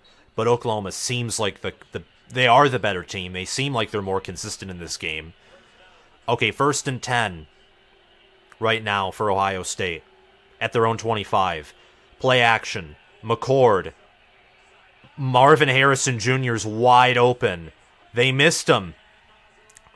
And 1st and 10 at the Penn State 40 is what is going to be the result of that. That was a beautiful route. No one was covering him. Number 0 was trying to cover him, but it was a zone. And Marvin Harrison Jr. found the soft spot in the zone going to the sidelines. 1st and 10 at the Penn State 40. 3 minutes, 45 seconds remaining. Ohio State taking their time.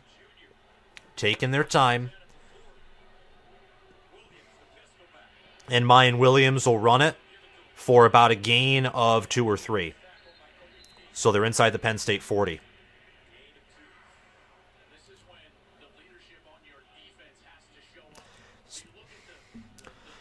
So Penn State's defense, you got to imagine right now Ohio State has almost, they're probably going to have a 5 to 6 minute advantage of possession, which means Penn State's defense is going to get worn down at a faster rate. They're going to have diminishing returns right now.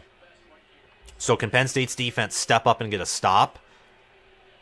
McCord tries to throw. That should be PI. But there is no PI. Yeah, Johnny Dixon was all over Fleming. I think that should have been PI, but let me see. Yeah, that I think, I don't know though. Because he wasn't, I don't know. But it's not called now, so you can't do anything about it. You just gotta, go on, face adversity. So 3rd and 8.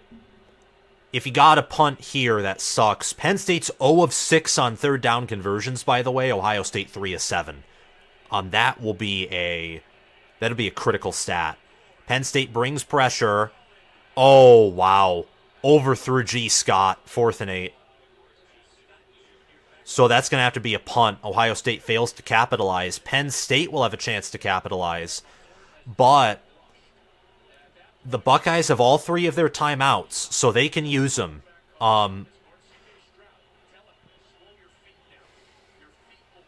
I'll say that if, Penn State's running it for short gains, take your timeouts if you're Ryan Day. Because Penn State has proven on offense they cannot get down the field effectively.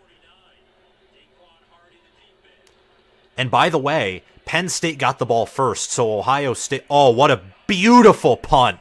That was a beautiful punt right there by Jesse Mirko. Penn State's going to have it at their own 5. So they flipped the field right there. It was a 32-yard punt. 2 minutes, 43 seconds for the Nittany Lions to get down the field. I imagine Franklin will want to be aggressive, but you're backed up to your own end zone. I don't know what the approach is going to be here for Penn State. I imagine they'll run it, see what they can do with the run. And if that just doesn't work, then, it is what it is. But we'll see.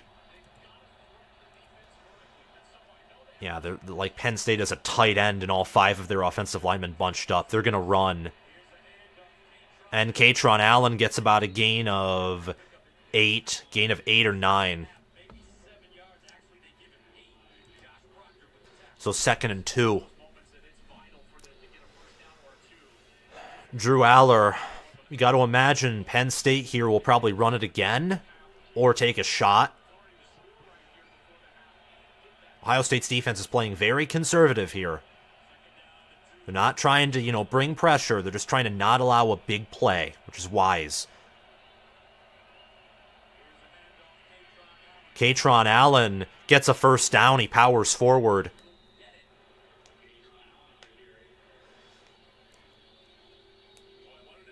Wow. That was... Yeah, he powered forward, but Katron Allen's similar to Hassan Haskins in that way. He can power forward. Penn State's going to go up tempo, 1:40 left in the game. Now Aller's going to change the play. They're burning off a lot of time here. I can't see Penn State getting down the field with this. Aller fires. Caught at the 30. That's Lambert Smith, but Lambert Smith's now down. He took a shot. Yeah, he got the wind knocked out of him. I don't think it's anything serious, but I hope he's okay. It looks like he got the wind knocked out of him.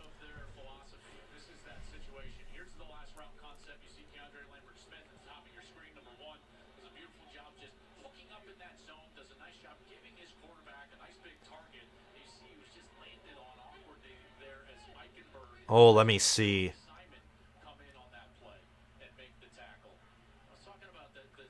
I don't know. I just hope that he's okay, because injuries, again, are horrible.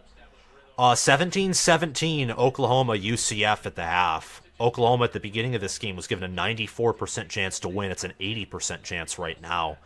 So definitely the momentum in favor of the Knights, who are outgaining Oklahoma in yards, possession. Oklahoma, though, is 5 more first downs. Okay, 1st and 17 at the Penn State 30. If you're Aller, you got to throw it for first downs. You can't, have checkdowns in the middle of the field. Let's try and get to 100 likes, by the way, at the end of the stream. That'd be awesome. Okay, takes the snap. Ohio State's defense is playing very conservative.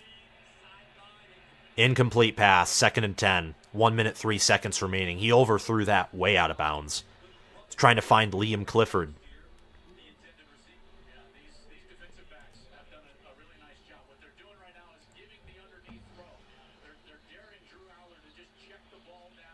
Michigan is going to take both of these teams behind the woodshed. As a Michigan fan, I sure hope so. And I think that Michigan will handily beat these teams, but we'll just have to see. Let's just wait. Okay. Aller, 2nd and 10, at his own 31. Ohio State's blitzing. Aller throws, deflected. 3rd and 10. Right there.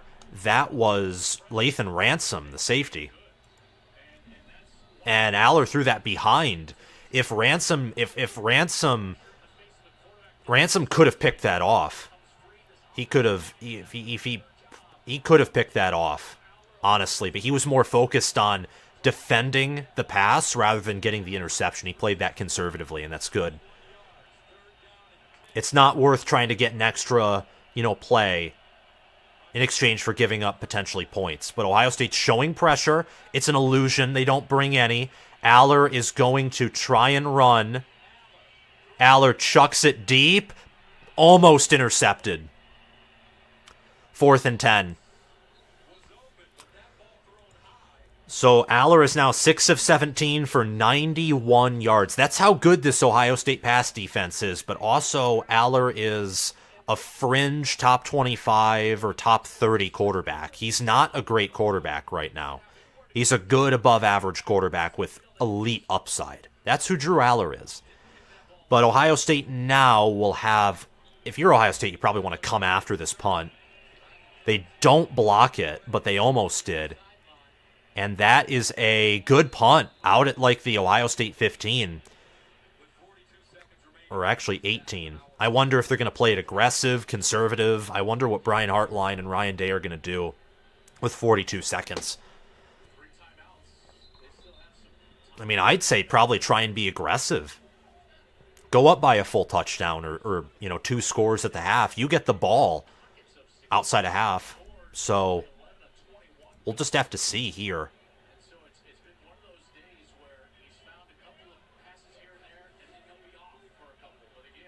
Do we think Penn State will be number 1 next year? It's too early. McCord?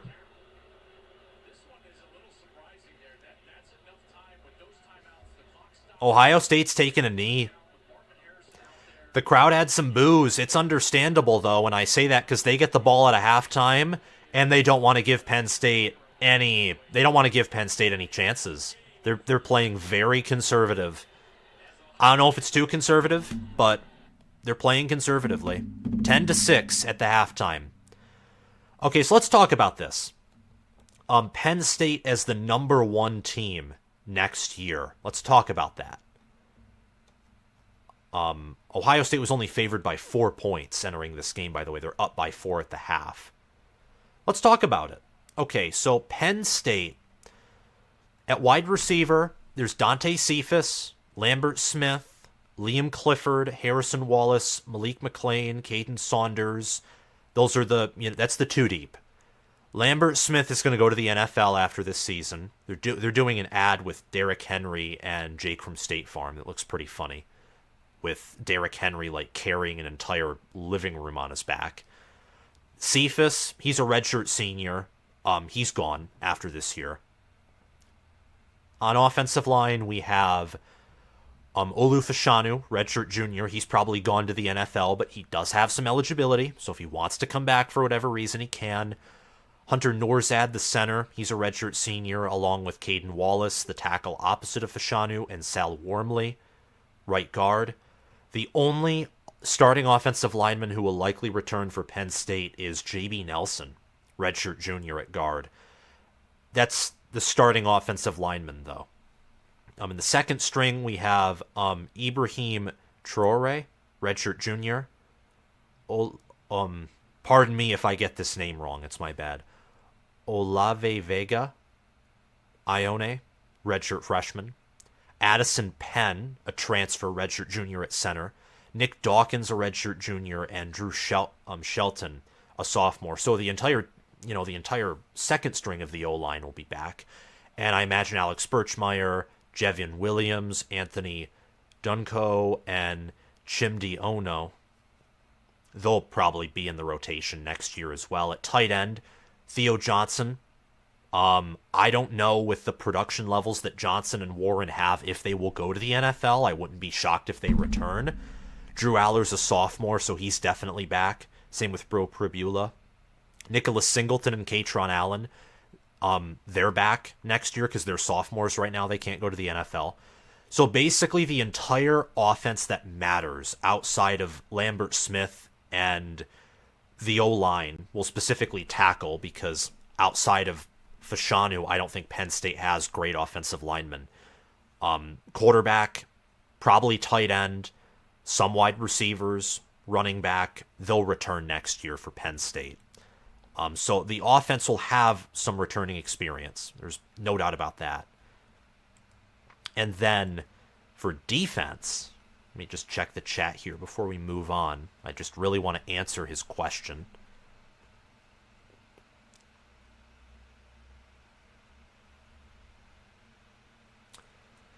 Oh, okay. Cephas can come back next year. He's got the COVID year. Okay, so that helps. Thank you for letting me know. Okay.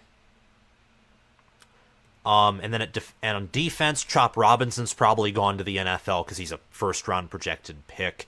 Hakeem Biamon at left tackle. He's a redshirt senior. I don't know if he has COVID eligibility. Same with Adisa Isaac, but we can safely assume that the longer, college football goes on away from the COVID year, less players are going to have COVID eligibility. Zane Durant, he'll be back. Abdul Carter will be back. Kobe King will likely be back. Curtis Jacobs, I imagine.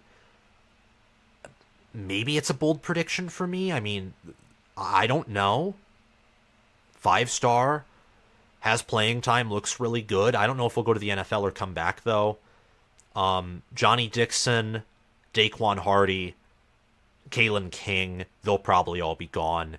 Kevin Winston Jr. will be back. And, outside of Devon Ellis and maybe Keaton Ellis, most of the second-string defense will be back as well. So Penn State will have a solid amount of returning production.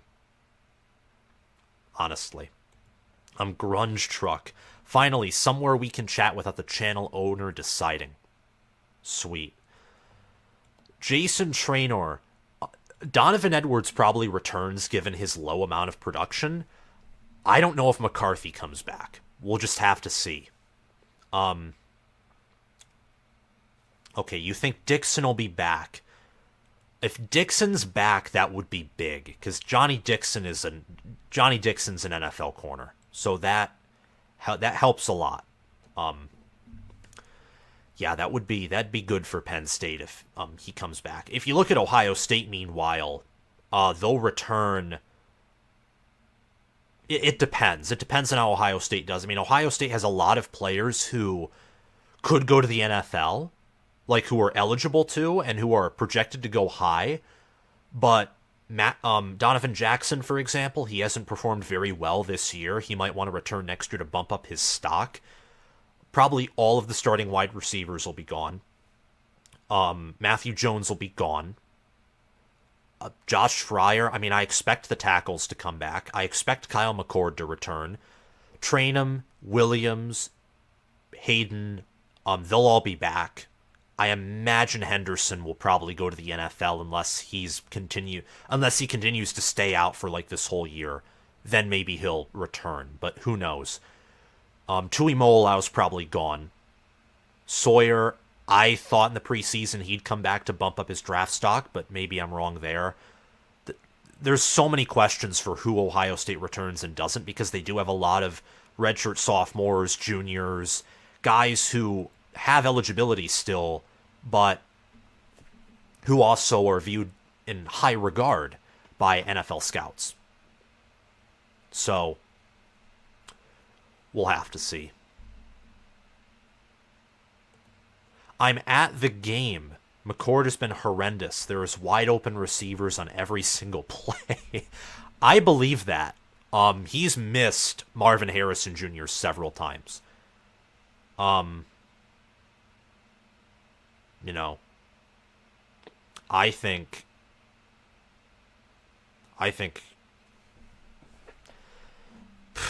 little brain fart there, my bad. Honestly, if Ohio State had CJ Stroud this year, I think they'd probably be, like my definite top two in my top two. Okay.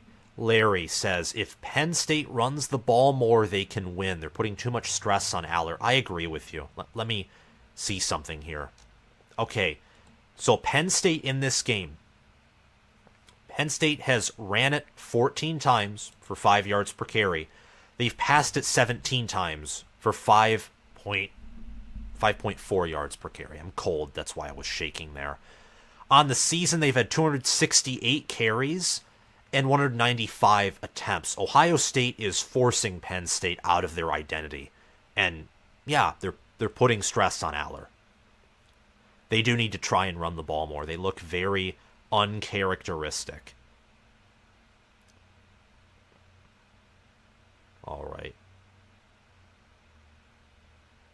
It's not so much about at Columbus as it is the fact that Ohio State is an elite team every year. Yeah, Ohio State knows how to reload. They recruit well. And Day, people all of a sudden think that Day is overrated because he lost to Michigan twice, as if Michigan is somehow this middle-of-the-road program when Michigan's turned a corner. So, just is what it is in my opinion. I'm going to go take another break since it's halftime. There'll be an ad that plays, but I'll be back very quickly. We'll talk more about this game and maybe do some trivia as well like we have in the past. So, thank you guys so much for being on here. I'll be right back. Right back. So, just stay put. See you soon.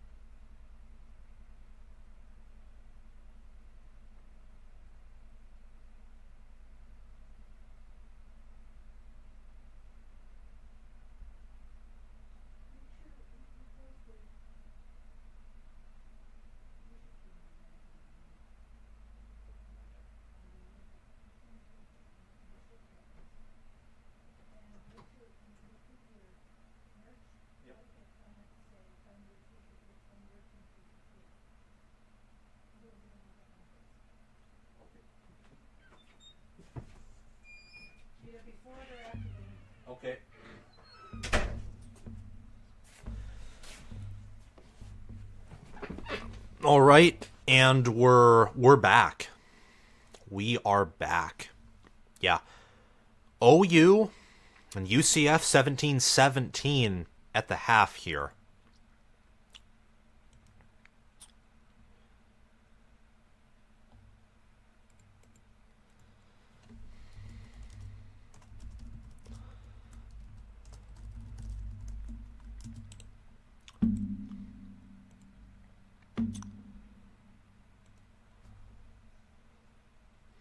All right. Yep. So, what do y'all think about this game?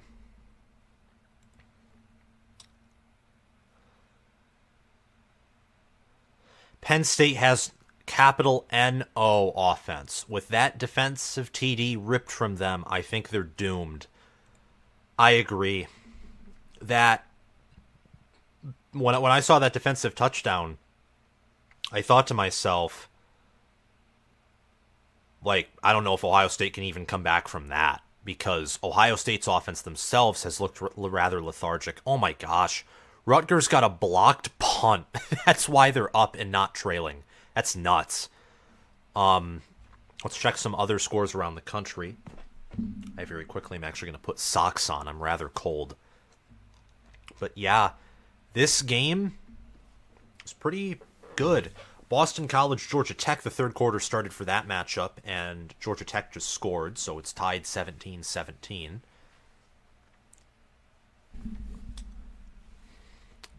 And Rutgers is driving on Indiana right now in the third quarter. I hope that Rutgers can pull away, maybe win 31-14, something like that. Arkansas is still trailing Mississippi State, which I just think's kind of nuts. But Arkansas has not been a good team this year. I mean, KJ Jefferson's been very disappointing. So, it is what it is if you're Arkansas. I mean, there are people calling for Sam Pittman's job. That's a thing. They're calling for his job, which I think to a certain degree is kind of nuts. I'm SEC guy here, but really enjoy your analysis, Sam. Glad to be a subscriber. Between Tennessee and Alabama, who do you think wins? I mean, I know most people are going to pick Alabama, but can Tennessee go into Bryant-Denny Stadium and win? Nathaniel Lathey. This right here is ultimate despair. Michigan will three-peat against Ohio State. Don Juan, how are you doing? Aller is pathetic. McCord is not much better. I can't say you're wrong. Let's just say that. And yeah, J.J. McCarthy, I'm seeing this earlier comment. He's way better than both of these quarterbacks. Way better. He hasn't, now, to these teams' credit, let me look up J.J. McCarthy's stats. I don't think he's been relied on as much, but McCarthy has faced a similar schedule and a similar, he's faced similar defenses compared to what Aller has faced. And he's tore them up. So even with McCarthy being, in my mind, having a much greater system, he's being more so spoon-fed. Aller is just being used in a balanced attack. McCord actually has, pressure on his back every game because of how the run game has struggled. Just is what it is. But I do think J.J. McCarthy is better than both of these quarterbacks. They both look like they are playing not to lose or turn the ball over. I agree with you, D Original. That's a great piece of analysis right there. Jimbo Fisher is in trouble. What is Tex? What? Who do they play today?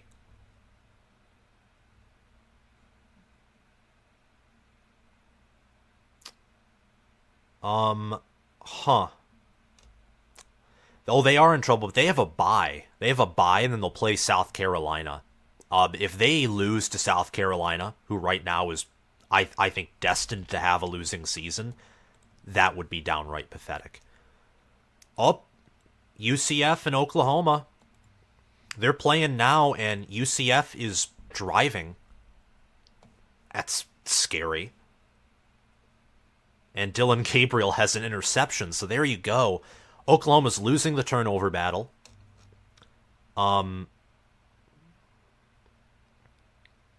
let's see what exactly Central Florida does. It's 17-17. Halftime is about to be over, so I'm going to take another water break. And we'll be back here very shortly.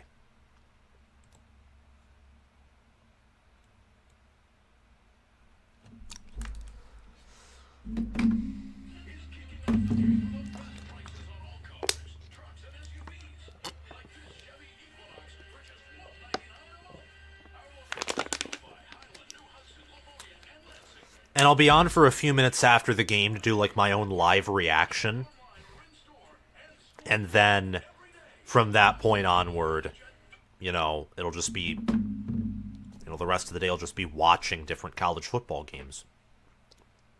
So, is what it is. Okay. When was the last time, this is a little trivia question for all of you. When was the last time that Penn State beat Ohio State on the road? Like in Columbus. When was the last time this occurred?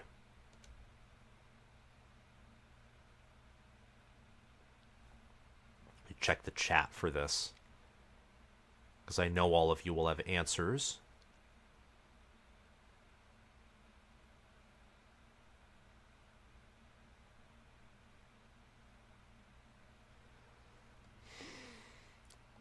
"2011, boom. Kate Ezra got that one correct. 20-14 Penn State was the score. That was during the interim year of Luke Fickell. Ohio State leads this series 23-14. Before 2011, when was the last time that Penn State went into Columbus and beat a ranked team?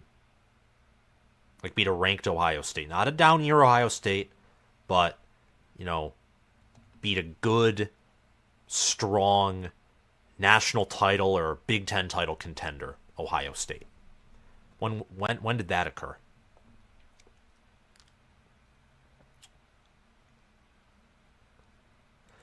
I'm racking in ad revenue for you. Thank you very much, Brownie College Football. There will be an ad and a break in the third quarter and occasionally in commercial breaks as well. But I try not to do too many of them. But, got to earn revenue somehow. Hopefully we can get back up to like 400 concurrent viewers. We're just down because it's halftime. But it's good to see that there's 200 people on here consistently. 2008, Nathaniel Lathey gets that one correct. Penn State won that game in a hard-fought 13-6 matchup. It was between Joe Paterno and Jim Tressel. Was that game right there. And they're back. There might be one more commercial break that they'll play before starting, but Joel and Gus are talking right now. They're having some conversation. Between these two teams, Penn State and Ohio State, which has the better bowl record and who has the more bowl appearances? So which team has the better record in bowl games between Penn State and Ohio State, and which team has the better overall number of appearances in bowl games? Let me know in the chat. That'll be our last trivia question before this second half kicks off.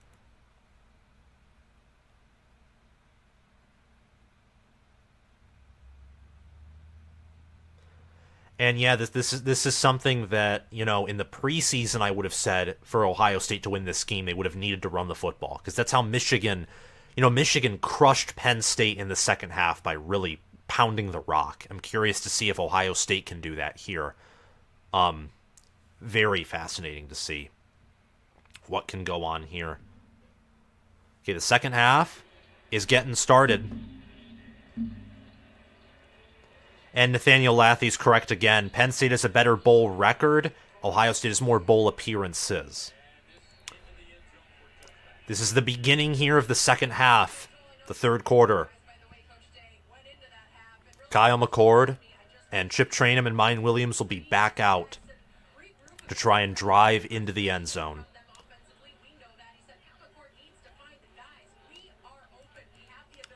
And UCF's up on Oklahoma 20-17. So, multiple lead changes in this matchup. Let's see what happens. I'm pulling for Oklahoma to lose.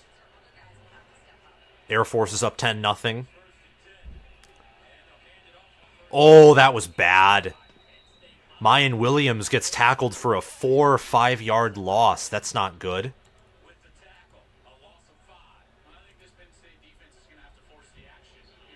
Yeah. Wow. That was, it was a delayed handoff that Penn State read perfectly. Let's see if Ohio State can respond. 2nd and 15, obvious passing situation. Xavier Johnson is in motion. McCord will pass it to him for about a gain of 6. So,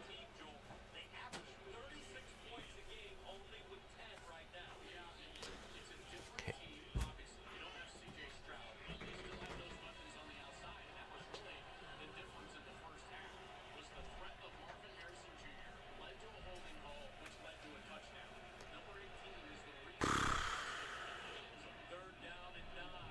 All right, blitz from Penn State. McCord overthrew again. Another overthrow. He threw past Xavier Johnson there.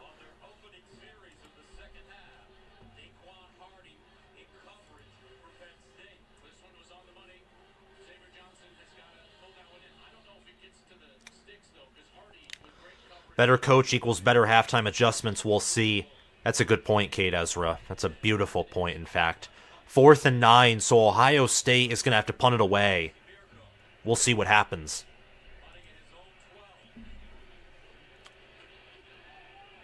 Mirko kind of shanks it, and it'll be out at the Penn State 35.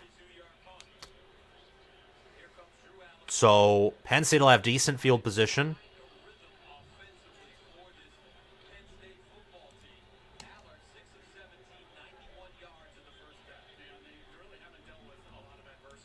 Yeah, let's see what goes on here. All right. It's 10-6. Also, Oklahoma's going to have to punt it away. It's 4th and 3 at their own 39. Okay. 1st and 10. Ohio State's looking conservative, but they're stacking the box.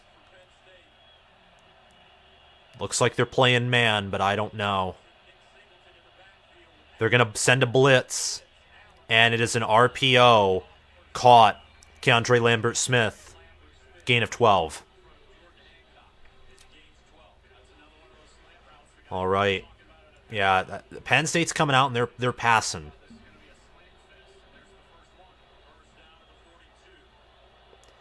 And here's a run for Singleton. Singleton gets about a gain of 2 or 3. It'll be 2nd and 7 at the Penn State 45 or 2nd and 8. Yeah, it's crazy for Oklahoma. They're only given a 66% chance to win now. All the momentum's in favor of Central Florida. Hopefully they can pull it off. That'd be like a Marshall over Notre Dame upset. Not even kidding. That'd be nuts.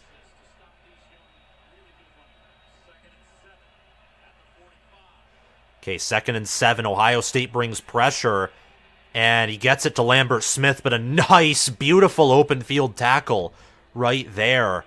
Aller, that was a good throw, but Sonny Styles came out of nowhere.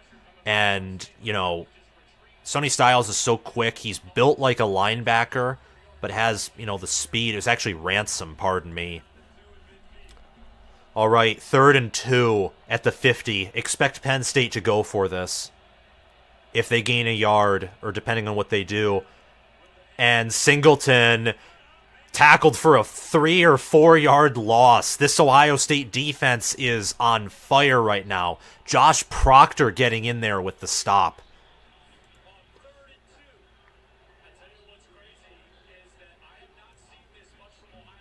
Rutgers up 24-14. That's awesome. By the way, ladies and gentlemen, make sure, because I saw that some of you earlier were curious about my merchandise, the link for the merchandise store is pinned, and if you do want to support the channel, there's Patreon memberships, there's Super Chat, all these different things. So, thank you very much for being on this stream. I mean, this is a lot of fun, honestly. Oh, they're showing a Penn State fan who's just furious. Yeah, okay, so there's an ad break going on here. And this, I know there's only going to be so many of you who are curious about this, but I'm just going to post this right here. We're always looking for new Patreon members. Just posted the link in the chat. And Potential Power, that's basically the main focus of my Patreon, is a power ranking system that I'm developing. Potential Power today picked Ohio State to win by 15, which means it picked Ohio State to win and cover. And right now, for all of you watching, Potential Power is 50-39. Yes, 50-39 against the spread. So, very good at performing against the spread, or at least, good, above average. And on the money line, it's nearly has a 75% success rate right now. Of course, if UCF beats Oklahoma, Potential Power did not pick that to happen. Most power rankings are not good at picking upsets. Some are, but most aren't. But I don't care at this point. I just want chaos. So hopefully UCF can, drive down and score. That would totally be awesome. So it's there if you want it. 17-6. Watch. Oh, Exotic T. It's good to see you here. How are you doing? It's really good to see you in here.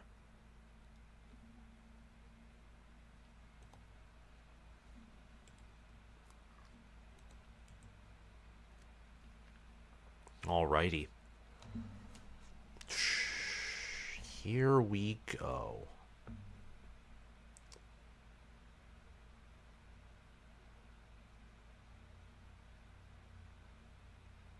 (20-17) UCF. SFS inverted. Let's go Knights. Go Knights. And Marcus Aurelius Maximus is back. What a name. What a name.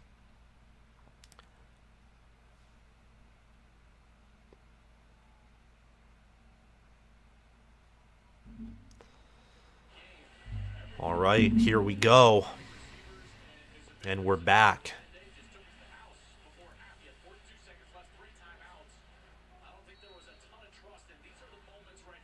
Amazing what happens when YouTube takes down the live streams. Yes.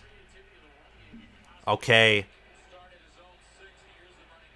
So, that was a good punt by Riley Thompson.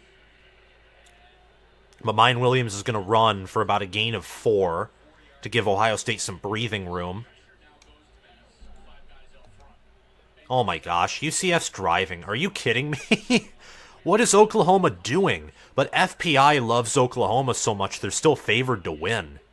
Because Oklahoma's second in FPI, which is just brain dead, but it is what it is. 2nd and 6, Kyle McCord's back there. Williams is with him as well, and they're going to hand it off with Williams, and Williams will power forward for about a gain of 2. So 3rd and 4. So 3rd and 4, you can try and run here if you want. Maybe, play it a little risky, but no, Kyle McCord's going to pass for an 8-yard gain to Marvin Harrison Jr. Just saw that on ESPN. Yeah, that was too easy. 1st and 10 at the 21, Ohio State picks up a first down. And they're not afraid to choose some clock, too. Ohio State has nearly a 5-minute possession advantage over the Nittany Lions. So guess whose defense is going to tire out first? It's going to be Penn State's. And there's a flag, probably a false start or an illegal substitution on Ohio State. And indeed, a false start. Penn State is 0 of 8 on 3rd down. Yeah, they're horrible. I mean, Penn State's offense it's worse than last year's offense. Last year's offense would probably have gotten a touchdown or another field goal. What's the like count at? The like count is right now at 86. Thank you very much for asking. 86. Only 14 away from the goal.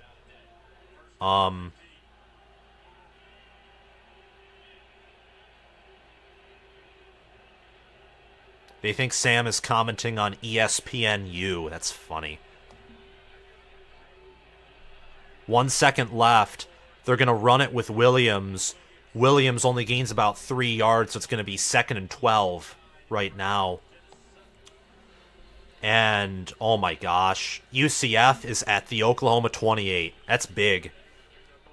Now UCF has 33 more yards and is going to get more time of possession. McCord throws, caught, and there's a flag. Might be a hold, but if not, Julian Fleming got a good reception there. Looks like it's going to be on Ohio State, probably a hold. That sucks. Come on, Buckeyes, do what you're capable of. Stop messing things up. Let's see who's on, though. Yep, holding on the offense. That sucks. Wow. Yep. Danny Dennis Sutton.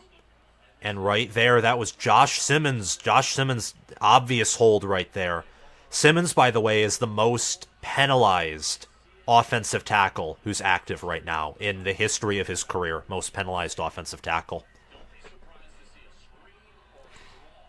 Okay, 2nd and 22 at the Ohio State 9. Oh, all that field position gained is now lost. That's unfortunate.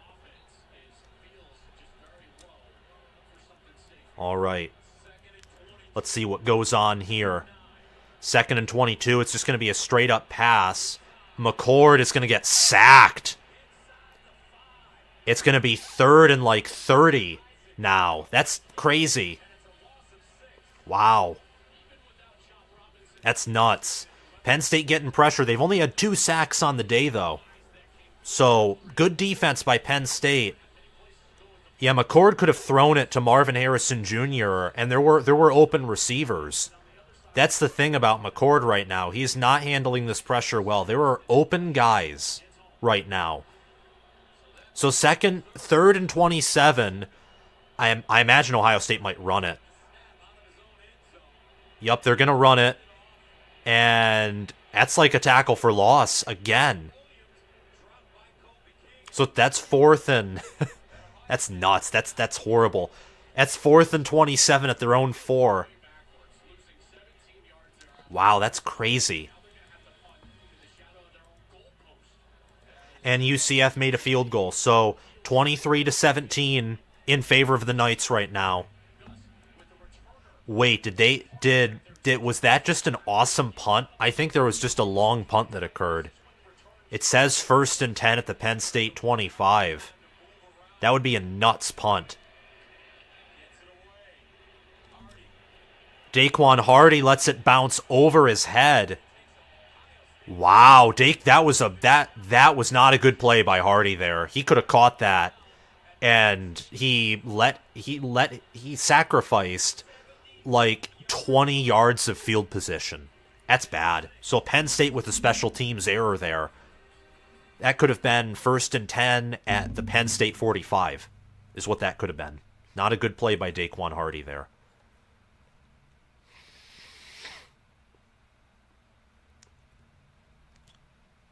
Ewers is inconsistent.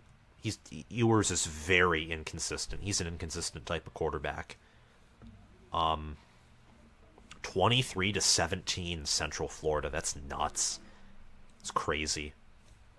If you're Oklahoma, you're only given a 52% chance to win now. You got to get out there and you got to get your hair on fire.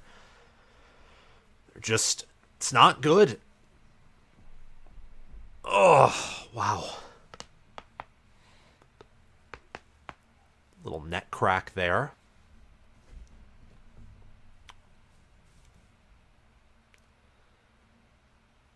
That punt was fire. Indeed it was, Brent J. Peterson. Indeed it was. Manny Diaz is earning his keep. A former head coach may have been the best of the 3 former or current head coaches to make adjustments after the half. Oh, he's definitely made good adjustments. There's no doubt about that. He's made great adjustments in this game so far. Bringing pressure. And Ohio State's offensive line has not been... They've been great in run block, and then in pass block, they're all of a sudden suspect. It's very interesting. Very fascinating, actually, is probably the better term. We're only 7 likes away from... Only 7 away from 100. Yeah, it's awesome.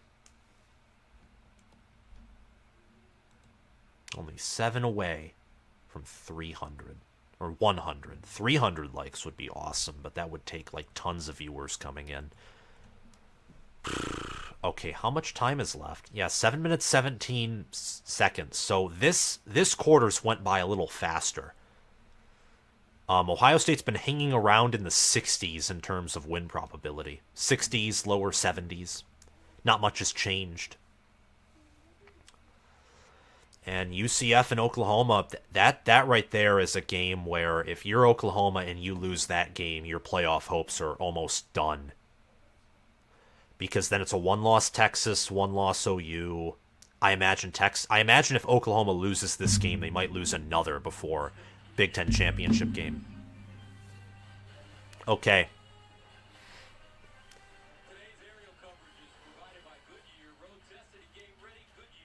And Drew Aller's going to come on the field. It'll be 1st and 10 at the Penn State 24. 108 likes. You guys are awesome. Absolutely awesome. Thank you very much. And go Bucks.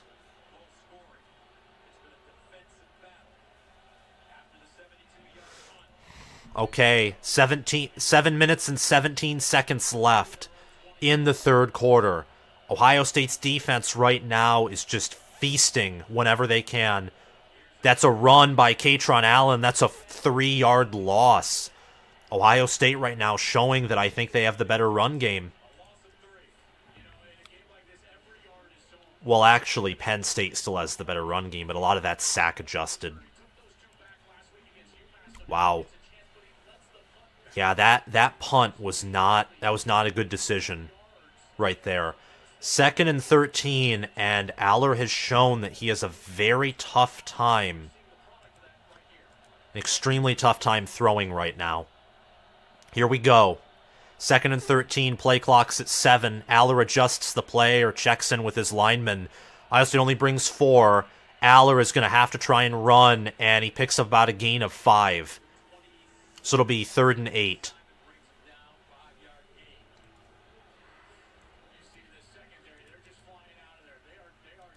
James Franklin with his shades. He doesn't look happy, and he shouldn't be. I mean, his offense has had so many drives. Penn State is still... They're 0 of 8. Oh, also UCF held Oklahoma to a 4th down. Penn State's 0 of 9 on 3rd downs unless they get something here. I don't imagine they will. Deep. Incomplete. 4th and 8. So now Penn State's 0 of 10. They're 0 of 10. Both Keandre Lambert-Smith and I believe who was it? Jermaine Matthews Jr., the true freshman. The true freshman with a clutch stop there. Him and Lambert-Smith were handsy right there. Oh, that was not a good punt. Jaden Ballard catches that one, tries to get out of it, but is down. It'll be 1st and 10 for Ohio State at their own 34. That was not a good series by Penn State. The Nittany Lions, again, are 0 of 10 on 3rd down. That's pathetic offensively. That's absolutely just straight up pathetic is what that is. That's not good whatsoever.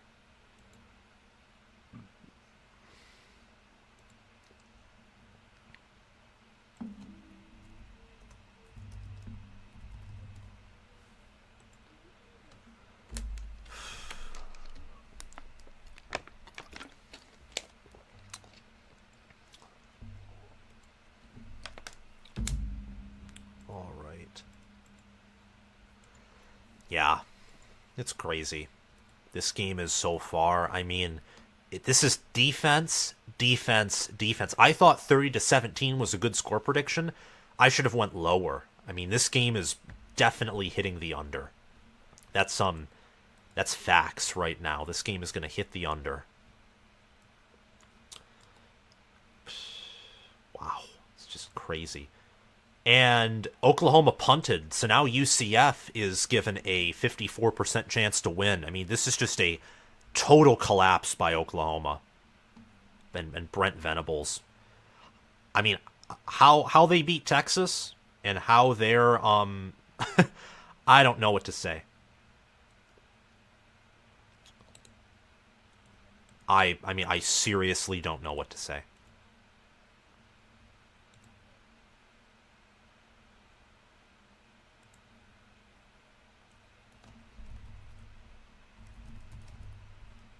I don't know what to say whatsoever. Wow.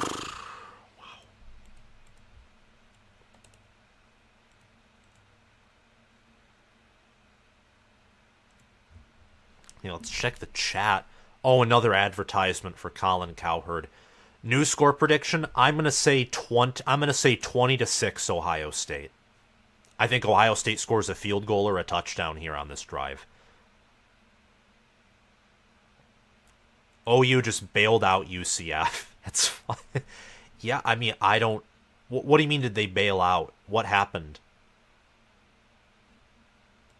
Like, what happened?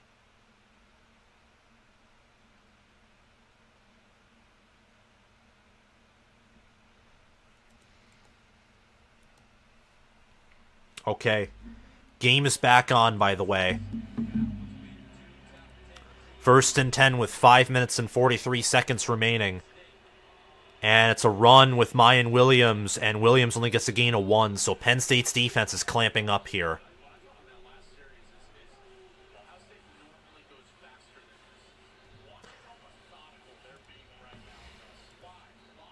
By the way, just want to say, get these t-shirts. They're neat. And there's one for every Big Ten team. Nice catch by Marvin Harrison Jr., by the way. Out to the Penn State 48. That's a gain of 17. Yeah, so get these via the pinned link. You can get your Big Ten team's t-shirt. We have Minnesota, we have Iowa, Wisconsin. And that's Julian Fleming. And Julian Fleming, 2nd and 9. It's a gain of 9, maybe a gain of 10. And Ohio State's now inside Penn State territory, and they're given an 80% chance to win.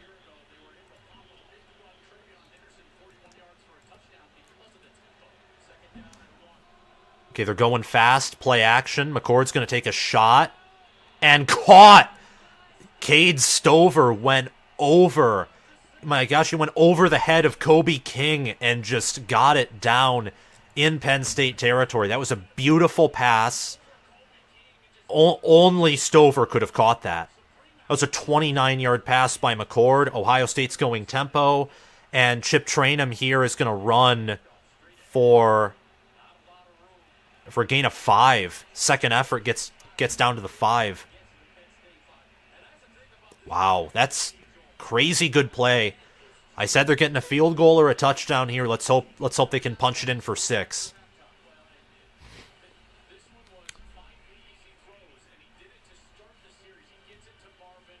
All right. 2nd and goal. Here come the Buckeyes, and we did get some chat revenue. Let's see who super chatted us. 500 IQ. I'm supposed to worry about these two teams? As a Michigan fan, you should worry about them just because they're good. But they're gonna say Devin Brown's short. They're using Devin Brown on runs like they used what's his face? Gosh, what? No, it's not Carnell Tate. It's Tate Martell. Like how they used Tate Martell in 2018. That's what they're doing with Devin Brown right now. Michigan, I think, is way better than both of these teams. And by way better, I mean they beat these teams by double digits in the Big House, they'd beat them by a touchdown. For Penn State, probably multiple touchdowns on a neutral field. But Penn State's on the road, and this is a rivalry game for Ohio State and Michigan, so you can never underestimate your opponent. Thank you for the $2, though, 500 IQ. And unfortunately, Devin Brown's on the ground injured, so both of these teams are just wearing each other down. Well, thank you, Robert Britton, for your support. I'm hoping that Kyle McCord balls out. Right now, Ohio State, I think, if they punch it in here for a touchdown, they take control of the game. And UCF's driving on Oklahoma. I have no words other than the fact that Oklahoma, they had 3-play, 45-yard score in the first quarter, and ever since then, UCF's outscored them 23-10. And Central Florida now is a 5-minute possession advantage. They only have 2 less first downs, and if they score here, they're probably going to have 500, not 500, but 100 more total yards. So, in my mind, this is crazy. It's absolutely nuts what's going on right now. Absolutely crazy. And I know that you said that donations help the show, Robert, but again, Patreon, via the link in the description of this live stream, just click below the title and you'll see the description, and it will show in text my Patreon link. YouTube takes about half of what you donate to the channel for themselves. Patreon only takes 13%. So it's better for both worlds if you go and support via a Patreon membership. Devin Brown is just about as good.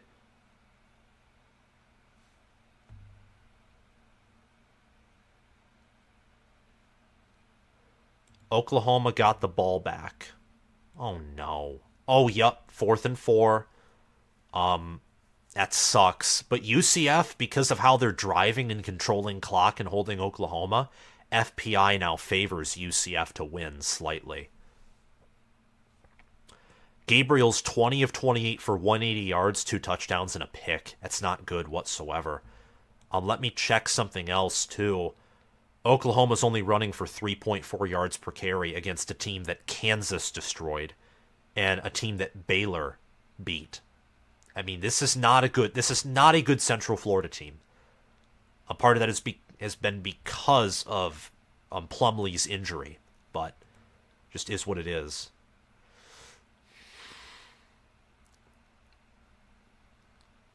Yeah, that sucks that Brown's injured. I hope he's okay. He adds a dynamic to the offense for sure. Michigan hasn't faced anyone yet, Sam, to be considered that much better than Ohio State and Penn State. Well, Penn State didn't face anyone before playing this matchup. I mean, if you want to say Iowa's a good win, but Iowa's no offense and they played on the road in the whiteout. 3rd and goal. Wildcat formation here. No, it's just McCord's under center. Williams is stuffed. Wow, Ohio State's going to have to kick a field goal here. You have to kick the field goal. 4th and goal. Zakee Wheatley got in the backfield there.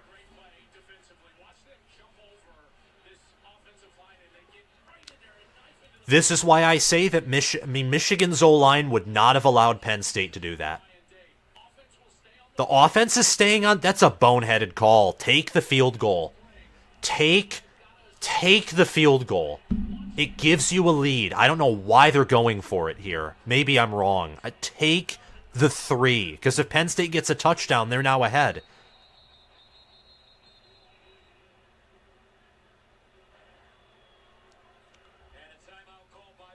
Ohio State called the timeout. You should have just sent the field goal unit out there. What are you doing?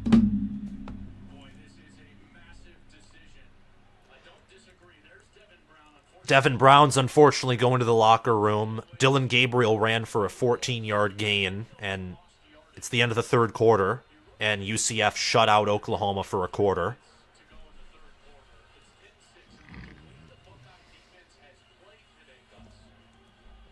Wow. 2 minutes, 17 seconds left. I understand why Day wants to go for it, because like the announcers are saying, an 11-point lead is likely game in favor of Ohio State. But if you take the field goal, I don't know, you've played conservative all game. Don't try and be aggressive here.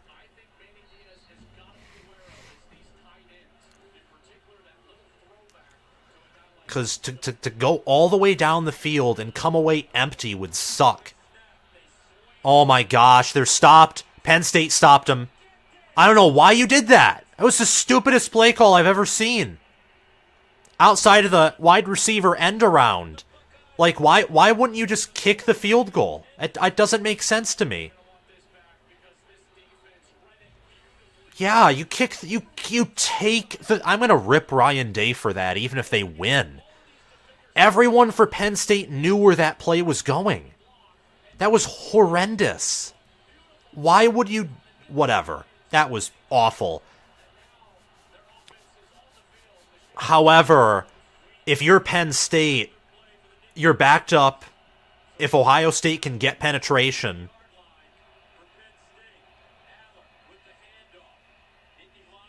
Nittany Lions only get about a gain of 2 or 3. That's nuts. Okay, Isaiah, if Penn State can't be aggressive, this offense is literally incapable of being aggressive. They have to be conservative. That's the weakness of Penn State. They have no explosiveness on offense. I don't know why you went for that. It's just so... It's boneheaded. That's being impatient. You kick the field goal. Nicholas Singleton, that's 3rd and 1. Penn State will probably run and convert it. If they can get a drive going and score, that's going to be demoralizing for the Buckeyes. Wow. 3rd and 1. Penn State, by the way, 0 of 10. Well, 0 of 9. 0 of 9 on 3rd down. If you're Ohio State, but it looks like there's going to be a trick play. But now they're motioning back. Singleton's out as a wide receiver. Allen. Gatron Allen's back there. Oh, Singleton drops it. Oh my gosh. What is... Oh, these two teams are incompetent. Offensively. Defensively, they're elite. These teams might... I don't know if Michigan is a better defense than both of these teams, but I know for a fact Michigan has a better offense than both of these guys. That's nuts. That was a drop. That was a guaranteed first down if it was caught. Wow. Penn State's going to punt. So, really, Riley Thompson, that's like a trash punt. Oh, no! It touched Ohio State. Special teams. Penn State gets a special teams recovery. Wow. That's bad. What? That was Julian Fleming. Julian Fleming touched it. Let me see. No, Lorenzo Styles touched it. Lorenzo Styles was not focused on the ball and he touched it. Gosh. That's horrible. Wow. Now they have it. They have it at their own 48. This is the chance for Penn State to come back and take a lead. Ryan Day, what are you doing? Come on. Trick play, and Lambert Smith's pushed out of bounds for a loss of 2 or 3. So Penn State just doesn't have any offense. The only reason they're in this game is because their defense and Ohio State's special teams mistake. Gosh, I mean, that is just... It's crazy. 2nd and 12. Penn State's 0 of 10 on 3rd down, by the way, ladies and gentlemen. Oh, Ohio State jumped off sides. Or maybe it was Penn State. I don't know. We'll have to see. Probably offsides, though, on Ohio State. Yup, offsides. 2nd and 7 now.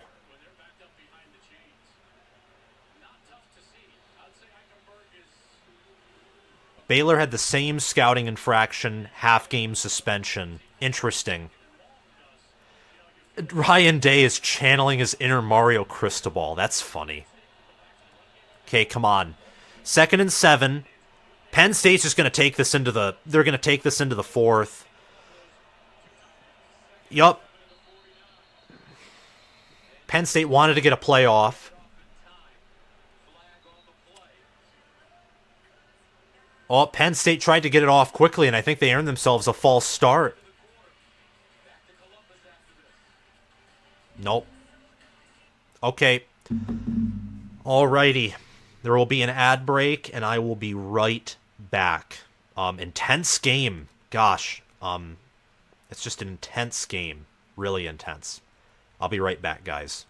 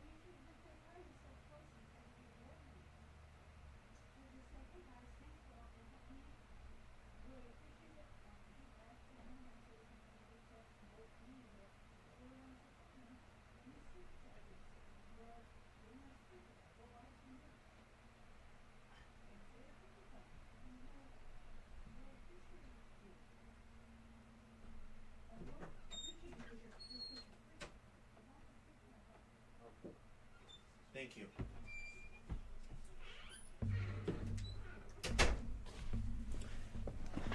Oh, by the way, guys, so you'll all enjoy this.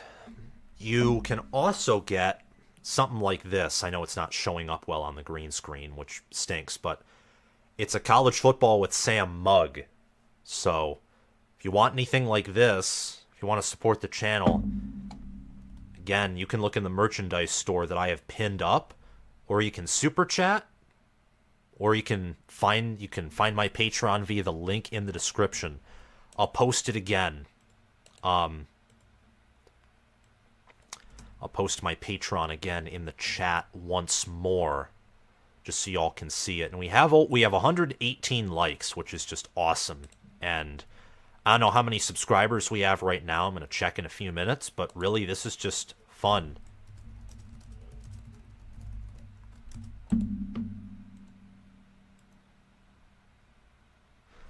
All right, here we go. How many subscribers have we gained? Let's see. Wow. We've gained well over 60 subs today. That's awesome.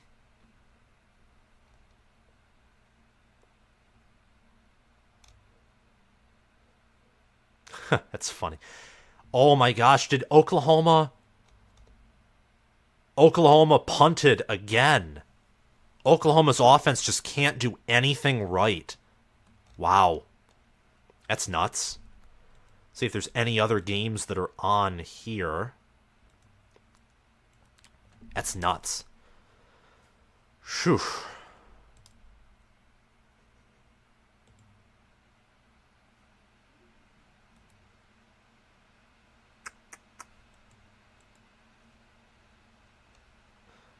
Oh, yup, Navy. Air Force is going to beat Navy 10-0. That's crazy. Air Force, though, great defense. One of the better rushing offenses in all of college football.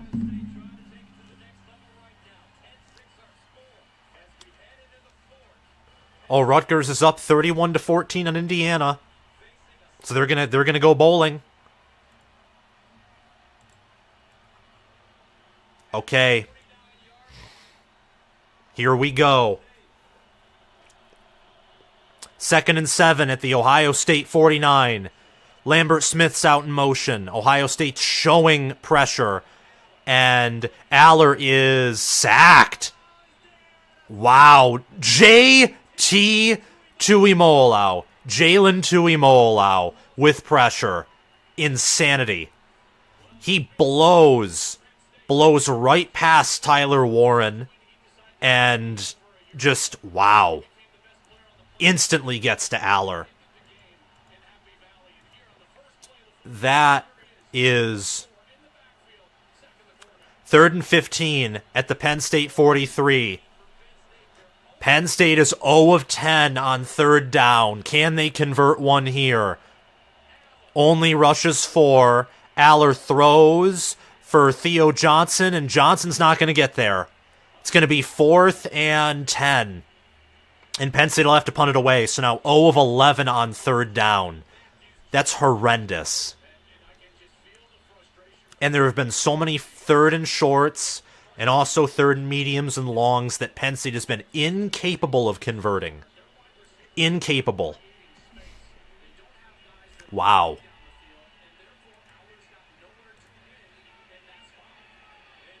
Riley Thompson punts it away.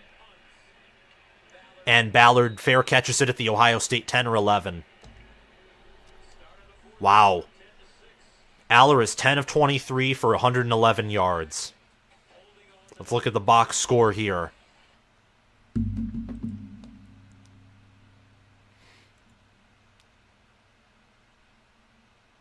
JT 4th quarter active, yes.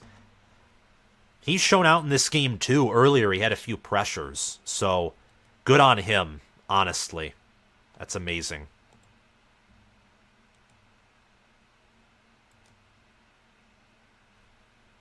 All right, here, let's read more comments now that it's the commercial break.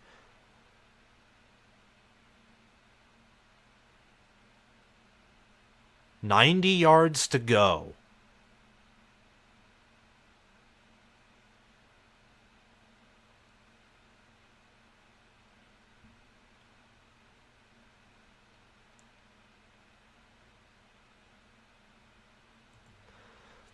I'd like to think that when Sam says smash that big red subscribe button, he's making a Nebraska reference. Go Big Red. I hope you all beat Northwestern today and crush them. I didn't have time to get to that game, unfortunately, in previewing and predicting it, but I'd pick Nebraska to win and cover. That's what I would have predicted in the game. Yep, Mississippi State is probably about to win 7-3. That's disgusting. And their quarterback starting is the former Vanderbilt, Mike Wright. That's who's starting. Boston College is up on Georgia Tech 24-23. They have the ball. Baylor's winning 29-21 over Cincinnati. It's the battle of 2 and 4 teams. Oklahoma has the ball at their own 34. I don't know who's going to win in that game. All I know is that, wow, that's just nuts in my mind. UCF can give up a touchdown and they'll only be down by 1. So that 6 points gives a comfortable cushion for Plumlee and the Knights. Very comfortable cushion indeed. Okay, and we're back. 13 minutes and 39 seconds left in the first, in the 4th quarter.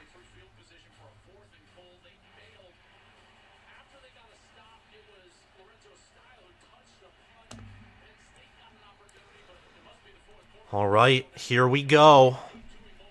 I think Ohio State's going to run here. They have a bunch. Oh my gosh. Loss of 3 by Mayan Williams. Ohio State tried to run it, and Zane Durant just went in there and popped him. Both of these rushing offenses are suffering. That's all I'll say.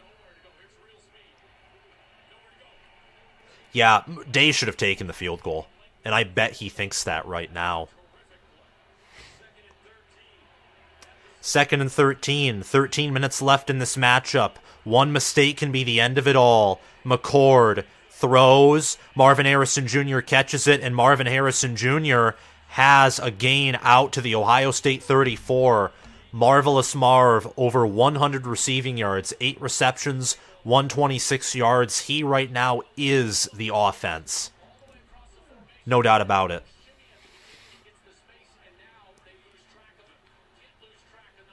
Wow. Yeah, Ohio State, the only reason the Buckeyes are winning this game is they have an offense that can make big plays. Both of these teams are very similar.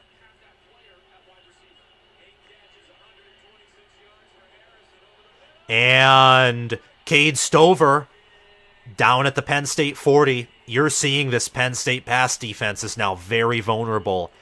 Ohio State has 315 total yards to Penn State's 183. And Ohio State has a 6 to 7 minute advantage in terms of possession. That's not going to end well. Ohio State's going up tempo. They're at the 36 of Penn State, correction, not the 40. 12 minutes remaining. This is Big Ten football. And Chip Trainum gets the handoff. Trainum bounces offside, stiff arms, leans forward, gets about a gain of 5. 2nd and 5 to the Penn State 31. Dylan Gabriel's 21 of 33 for not even 200 yards, by the way.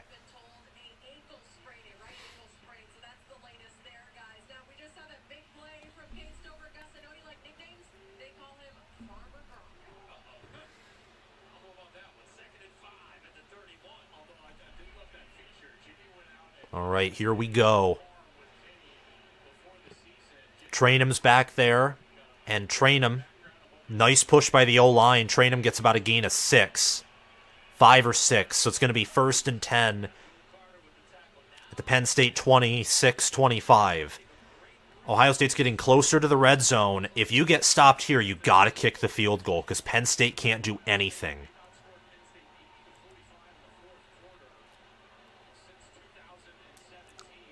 Wow. I mean, Penn State is just, they can't put up yards, they can't convert anything.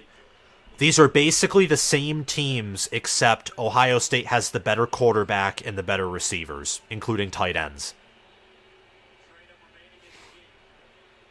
Wow. Chip Trainum gets the handoff, gets about a gain of 1. It'll be 2nd and 9 at the Penn State 25. So Ohio State's chewing clock here. They have an 8-minute possession advantage now, and that is just gonna... They're constricting Penn State's defense.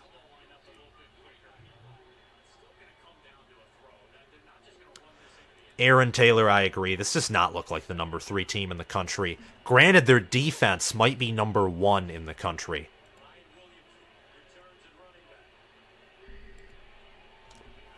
All right. Play action, screen to Marvin Harrison Jr. He jitterbugs out and gets about a gain of 6. It's going to be 3rd and 4. We finally broke 300 concurrent viewers again. Wow, 3rd and 4. Ohio State's made another trip to the red zone. Let's see if they can capitalize off of it. Yeah, Ohio State they're chewing clock. They have a 10-minute possession advantage now, gaining 3 minutes in this, lone drive. It's crazy. It's actually 4 minutes. And Ohio State takes a timeout.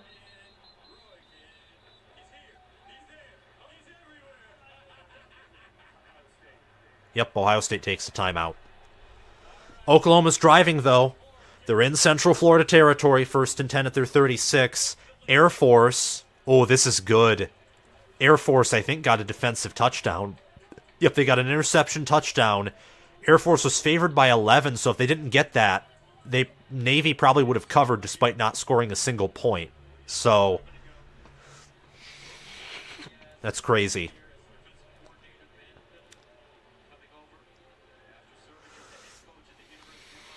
Let's see what happens here. And it's going to be a commercial break.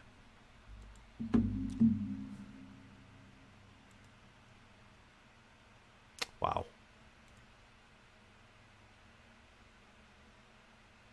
Are you going to watch Nebraska after make your dream. I'm going to watch, Nebraska and then Minnesota, Iowa is what I'll watch. I can't believe I had Penn State at 2. Even if they win, they'll fall. Their offense has been inept all season long. I mean, they have clearly... They aren't as good at running the football. Clifford right now was a better passer this time last year than Aller was. He was also a better scrambler. It's just crazy. Ohio State, by the way, given an 86.6% chance to win.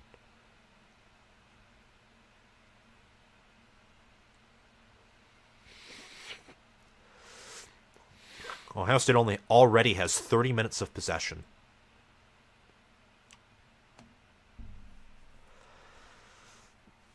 Oh, wow. Oh. Let's see what happens here. We're getting more people coming in because it's toward the end of the game. Interest is peaking. Like the video and subscribe if you haven't already. And thank you for your time. Consider donating in Super Chat if you want to. Or, better yet, click the link in the pinned comment for your own College Football with Sam merchandise so we can grow this community. Isaiah, Penn State, I've been to Beaver Stadium several times, and the atmosphere is crazy. Indeed it is. I've been to Beaver Stadium. Beaver Stadium is a great environment. Like, really, it's phenomenal. The environment at Beaver Stadium. It is, truth be told. Okay.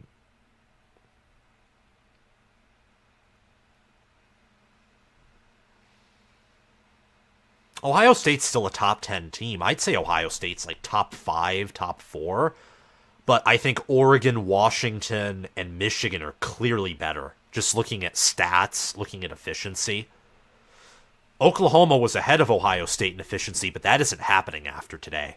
Ohio State would pounce Oklahoma. And yes, Michigan has played in a relatively easy strength of schedule. Also, depressingly enough, Oklahoma just scored a passing touchdown. They're up by 1. That sucks. Hopefully Central Florida can strike back.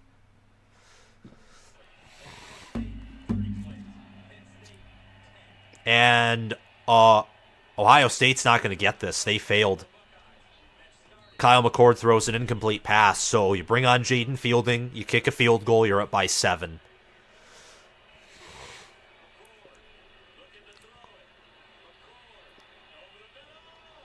Incomplete. He was looking at Julian Fleming, but that was good coverage there by Penn State's number 3 being Johnny Dixon.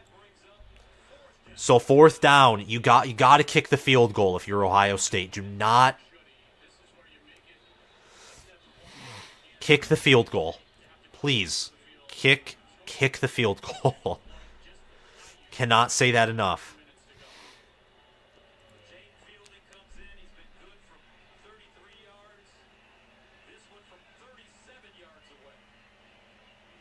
All right, Jaden Fielding kicks it up, and it barely sneaks through.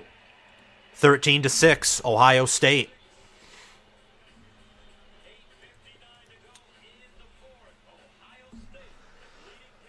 Leading by 7. That's what they should have done earlier, because they could be up 16-6 now, and there'd be no question of who's winning this game.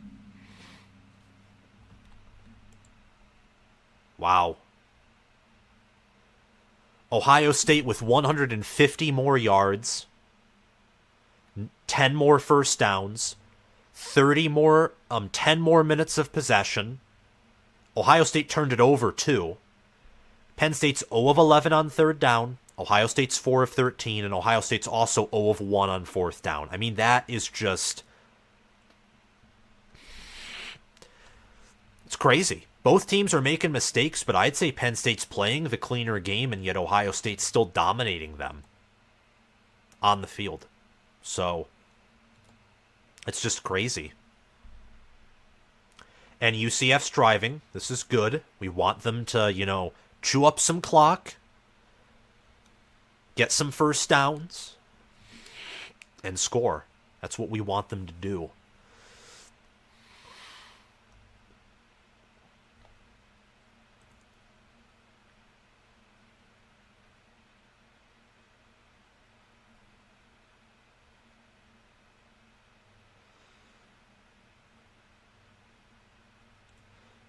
JJ will get exposed tonight. We'll have to see. We'll have to see.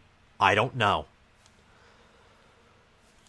We'll have to see. It sounds like Michigan's very much motivated to play in this game. I'm nervous like I am for every Michigan game because I've seen too many times where we play it close with, teams we shouldn't play it close with, Michigan State being one of those teams, but I'm confident Michigan wins and covers the spread. State right now just looks broken. I doubt they're going to get up. They've had to get up for 3 games in a row, and I don't think they can. They've had to get up for 2 games in a row. They tried. They tried hard in all 4 of their losses. I imagine they're about to be broken right now.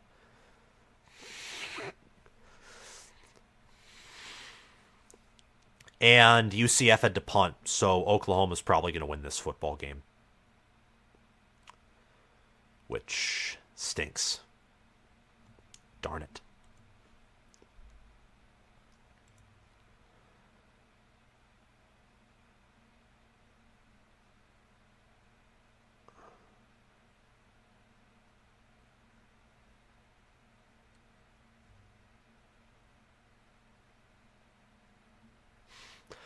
Yeah, Ohio State's good, Jay Burke.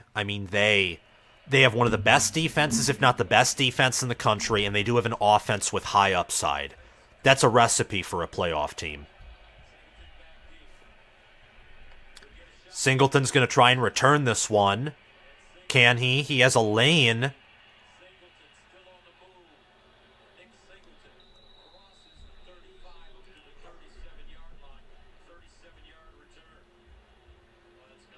Let's see. Singleton returned this one out to the Penn State 37, so that's good field position for the Nittany Lions. Let's see what Penn State can do. Penn State has to get a touchdown here. If you punt here, I guarantee you Ohio State's going down and they're going to break this defense open. You have to score. Manny Diaz's defense cannot hold all day long. They can't do it. And Katron Allen gets the handoff. Allen powers forward for about a gain of 3. And Navy scored, so they were going to cover. Darn it. I picked Air Force to cover. That sucks.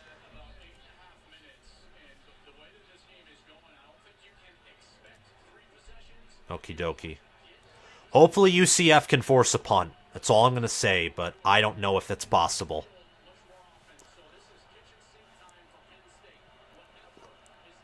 Second and 7 at their own 40.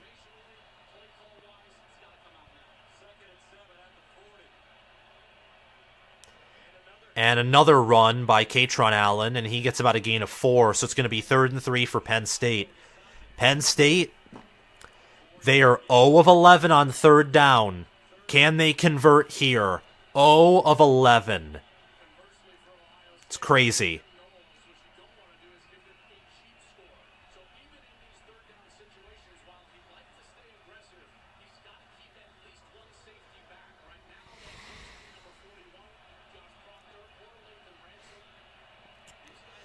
All right. Is Penn State going to convert here? They're 0 of 11, as Gus Johnson says. The clock's winding down. They get the snap off. Aller is flushed. Aller is not going to convert. 0 of 12. Penn State's 0 of 12 on 3rd down. That right there was Josh Proctor once again, the elite free safety.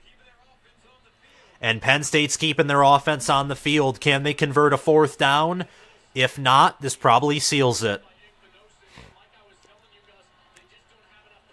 All right, come on. 4th and 3. You cannot burn a timeout. This, you either try and draw them off sides, and then you take the delay of game. Something. I imagine they're going to try and... Nope, they go for it. Aller throws. Incomplete. Deflected at the line. Ohio State takes over on downs. The offense of ineptitude, and JT Tuimoloau shut it down.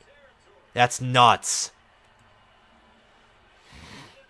And Ohio State gets the ball back with excellent field position. Aller 10 of 25 for 118 yards. Crazy. Tuimoloau grabbed Aller, grabbed his arm and caused him to throw very off. Wow. JT Tuimoloau. Awesome. What a play.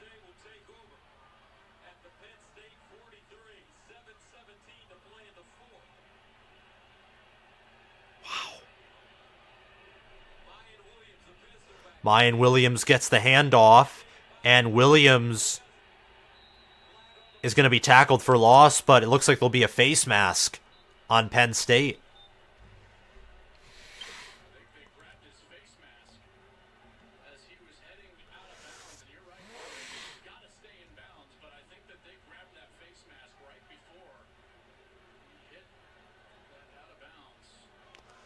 Yeah, it's going to be a face mask on Penn State.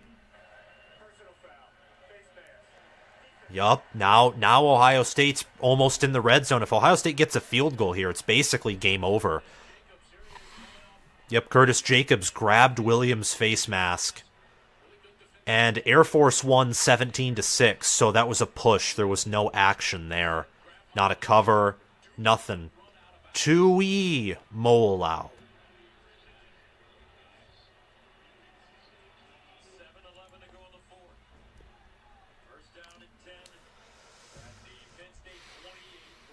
Oh, wow. Oh, Oklahoma's probably going to win. It sucks.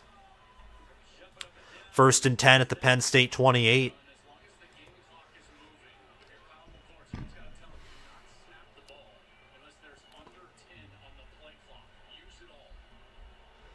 Xavier Johnson's being motioned. It's an end around for Johnson. Johnson's going to be tackled for loss by Penn State. Johnny Dixon brings him down. Xavier Johnson's a little slow to get up.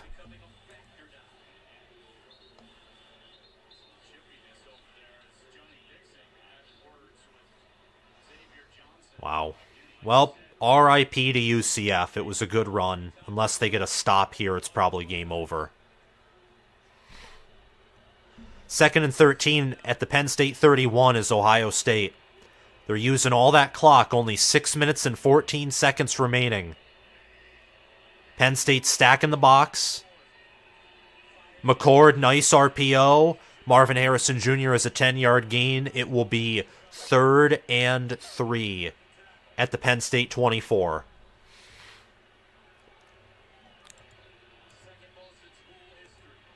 And they're quick to the line, and Williams drives forward, picks up a first down on the ground. So now that clock's going to melt away. If you're Ohio State, all you need is a field goal, and you basically got a guaranteed win.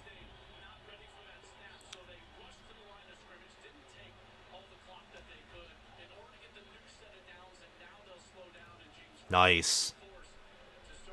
Beetle. Eastern Iowa 6, Ohio State 13. That's hysterical. Even with this loss, we're still in college football playoff contention, yeah. But your offense is not going to do anything against Michigan's defense. I think we know that. Williams tackled for a 2-yard loss. I mean, I can see Ohio State beating Michigan with their upside on offense. Penn State is Eastern Iowa. That's what Penn State is. They're a better version of Iowa. I mean, your quarterback's 10 of 25, not even averaging 5 yards per pass attempt, and Penn State can't run the football.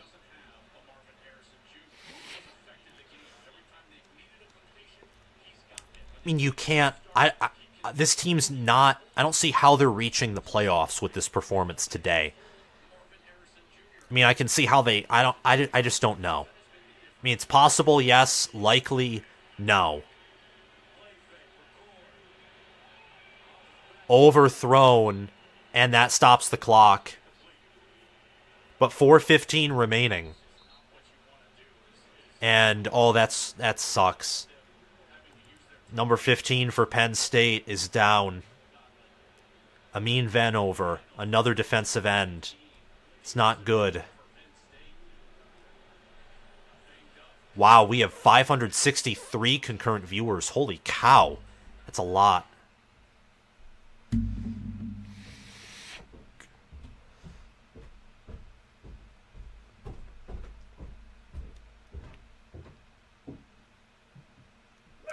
Yeah, I mean, this is crazy.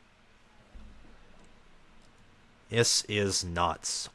I will say, though, Oklahoma, 3rd and 9.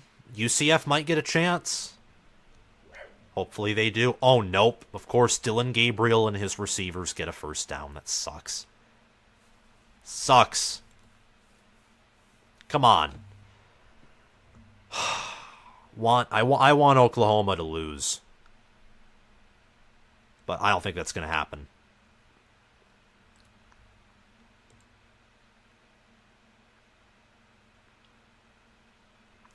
We'll have to see, though.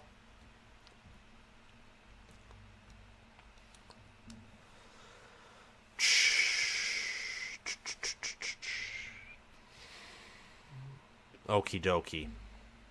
Let's see what the chat has to say. We have over 500 of you in here. McCord goes through his reads like me deciding what I want at Cold Stone. That's good. That's an epic roast there. That's an epic roast. That's hysterical. Gosh, that's funny. Okay. Let me see. Who else?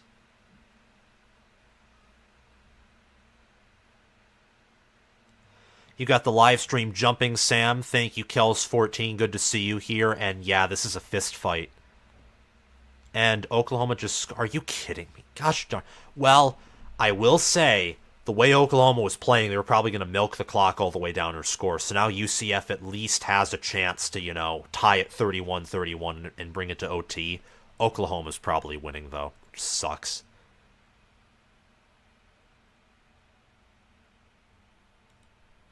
Hey, thanks for being here. I don't have a college football subscription over here in France. Oh, we have someone from France over here. That's freaking awesome.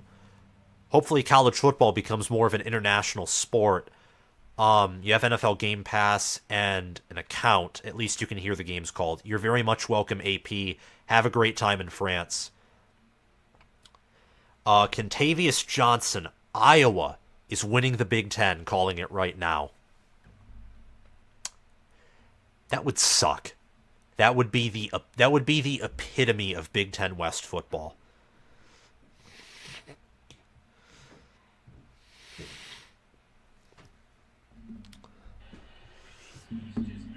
And Brent J. Peterson, Franklin obviously survives this year. This team is going 11-1 at best, 9-3 at worst. That's not going to get him fired. Also, I don't think you guys have seen this. Ohio State is going to score a touchdown here via ESPN. And that's because Marvin Harrison Jr. gets blocks and gets a touchdown. Passing touchdown to Marvin Harrison Jr. It's going to be 20-6 Ohio State. The Buckeyes dominating in every possible way. Marvin Harrison Jr., 11 receptions, 162 yards and a touchdown.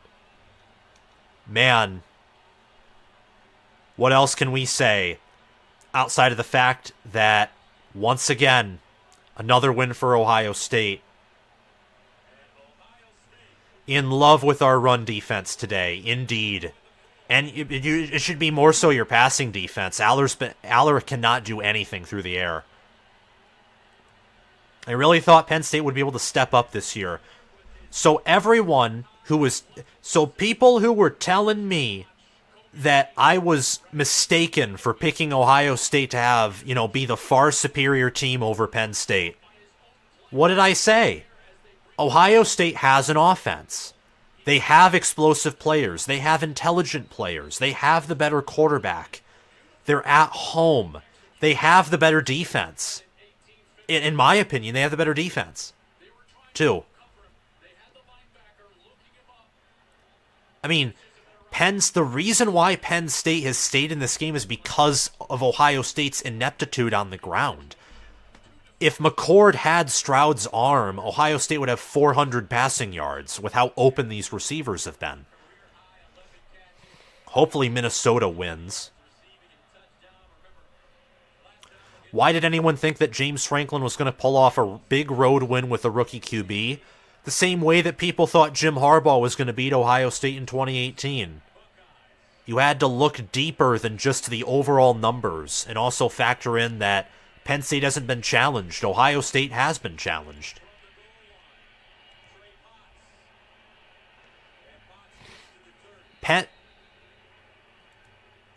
Penn State is still going to be in my top 10, by the way. I hope all of you know that. They won't be 6th, or they might. They'll be in the top 10 still. I mean, this is like a Penn State this year is like a 2015 Iowa. That's what they are. That's what this team is. They're still a top 10, maybe top 15, but I'm gonna.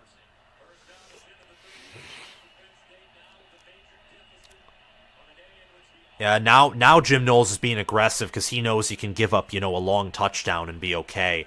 20-6. No, he's going to be conservative. And Aller overthrew his receiver, that being number 6. Harrison Wallace was the target. We have 600 of you in here. I'm telling you all, this is the best Big Ten football channel on YouTube. So subscribe, like the video, hit the notification bell so you can get notified when I go live for more Ohio State and Penn State and Michigan football games. That was a bad screen where Aller just overthrew, by the way. Like the video, subscribe, consider donating via either the Super Chat or via Patreon. I'm going to publish my Patreon membership here in the comments. By the way, Potential Power picked this game correct. It had Ohio State winning by 15. Ohio State's up by 14. That's a pretty good prediction right there.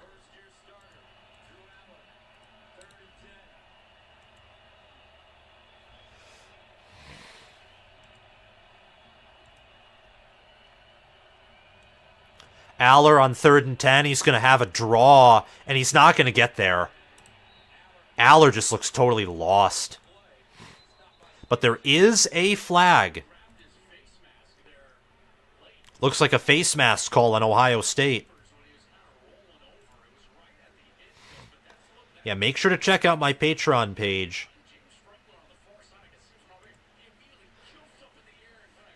Via the link that I'm pinning right now.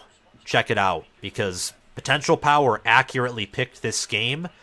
Potential Power didn't pick the spread of Oklahoma UCF right, but if Oklahoma wins, it would have picked Oklahoma to win correctly as well. So,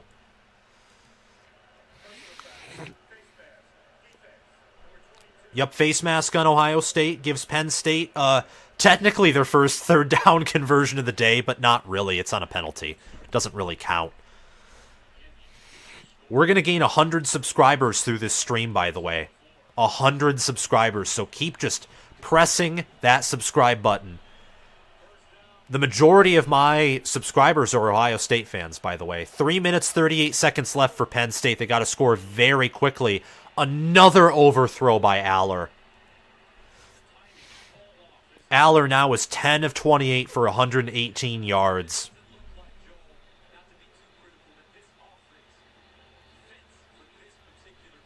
This offense is just slow. They're slow. They can't complete. I mean, again,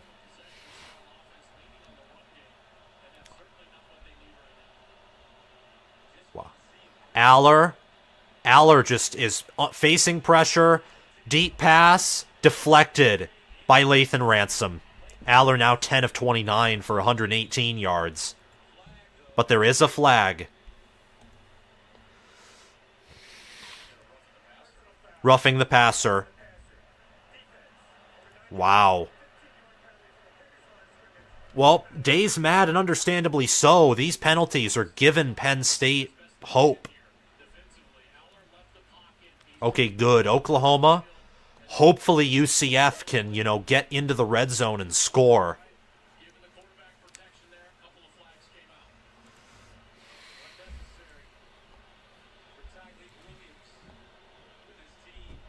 But Penn State, 1st and 10 at the Ohio State 37. They got to score quickly.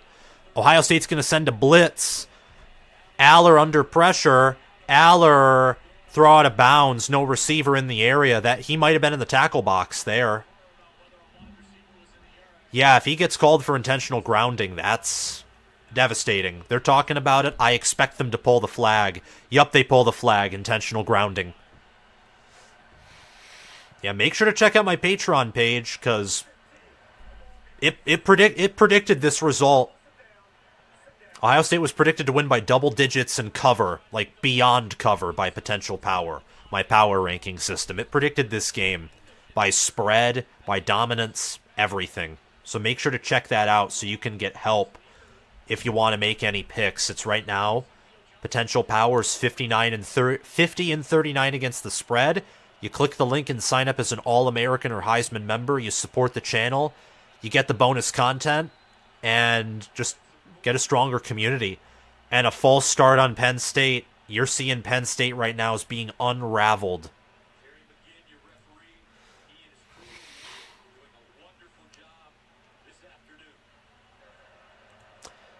Penn State thought they were good playing UMass. We'll take those yards back. Indeed.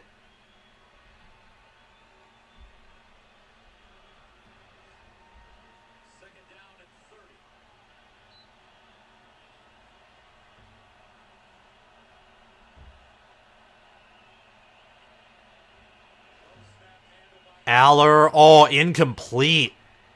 Liam Clifford dropped it. 3rd and 30. Liam Clifford would have had a decent gain there. It's 4th and 10, by the way, for UCF at the OU 12. This is game for UCF. I don't imagine they're going to convert it. Plumlee is not known to be a passer.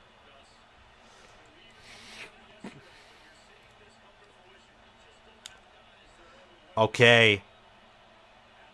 Aller going to pass, and Liam Clifford had it but dropped it. It's going to be 4th and 30.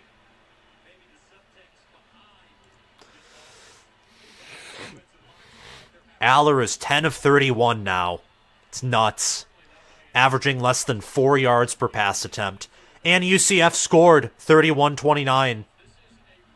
They scored. Let's see if they get the 2-point conversion. Jalen Tuimoloau is dominant. And Aller's going to get sacked. Sacked. Number 97 was in there. Kenyatta Jackson Jr., the redshirt freshman. Sack. Done. That's game. Penn State just cannot get anything going offensively. This team, I said it in the preseason, not for the offense. I had a hard time seeing Penn State this year do anything in the Big Ten. Very hard time. This is why. I mean, seriously. Ohio State is one of the best defenses in all of America. And yet, going 0 of... Or what? Let me see this. Ohio State held Penn State to being 0 of 14 on 3rd down and 0 of 2 on 4th down. Aller, 10 of 31 for 118 yards. I don't know what to tell you. And Mine Williams is going to run it.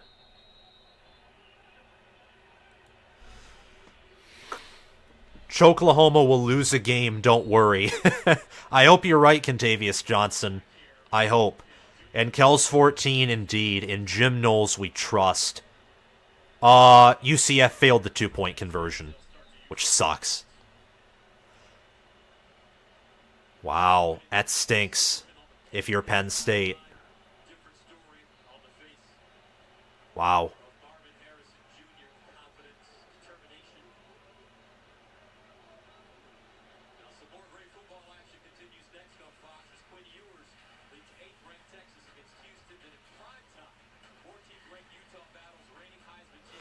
Whew, wow.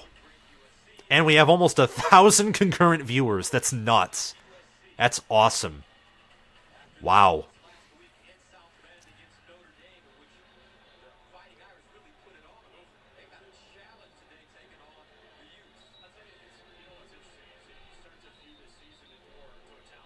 Yeah, holy cow. This has been a great day, guys, for subscribers, for views. Minnesota's kicking off right now. And Oklahoma recovered the onside kick. They're going to win, which sucks, but hey. Alrighty. 2nd and 9 for Ohio State. They're going to run it. Penn State nearly blows it up, but Williams gets about a gain of 2 or 3, so it's going to be 1st and 10. And Penn State takes another timeout. 20-6. Can you believe it?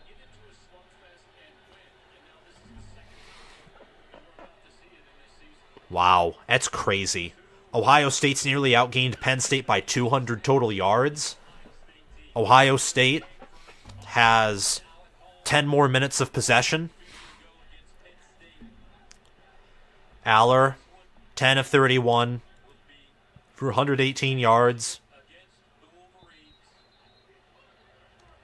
And Aller also has -8 yards rushing.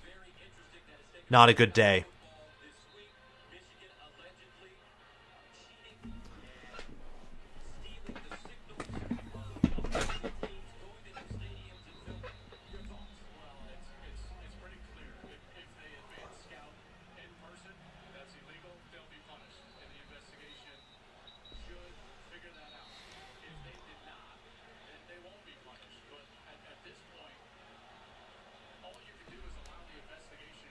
Third and 7 for Ohio State.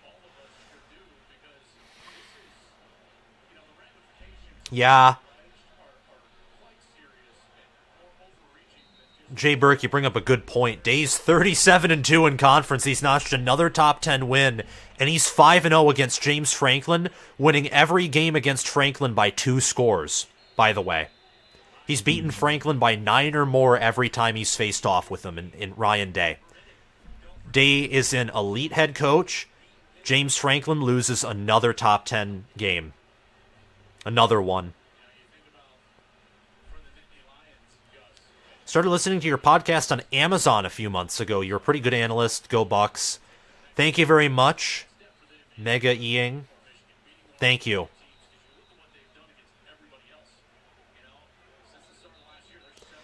Yeah, my goodness. I mean, James Franklin, I'm just saying, next year's the referendum. If with the team he has, if he doesn't beat Ohio State next year, I don't know what to tell you about him. And Penn State can get once James Franklin leaves or whatever happens to him, they can get a winning head coach. Penn State's a blue blood. They're a good program. They're a great program, in fact. Jaden Fielding will kick a 45-yard field goal, and Fielding misses it. No good. So he missed a field goal, but Ohio State's still up by 14, and Penn State's wasted all their timeouts. I wouldn't be surprised if another, 4th down sack just occurs.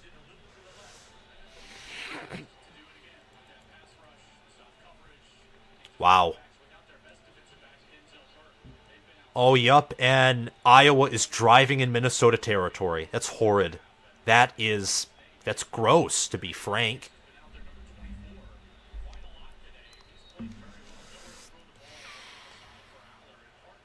Okay. All of you who are watching right now, subscribe if you can. We're almost to 12,100, and Aller flings another pass out of bounds. Penn State has 6 total yards this half. Ohio State, meanwhile, has 180. It's crazy.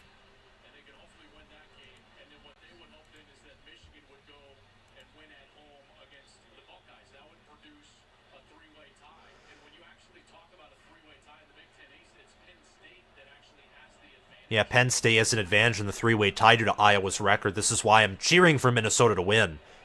Because I think that if Minnesota wins and if Illinois loses, I'm hoping Wisconsin beats Illinois. That makes Penn State basically, that puts them out of the race to Indy. If,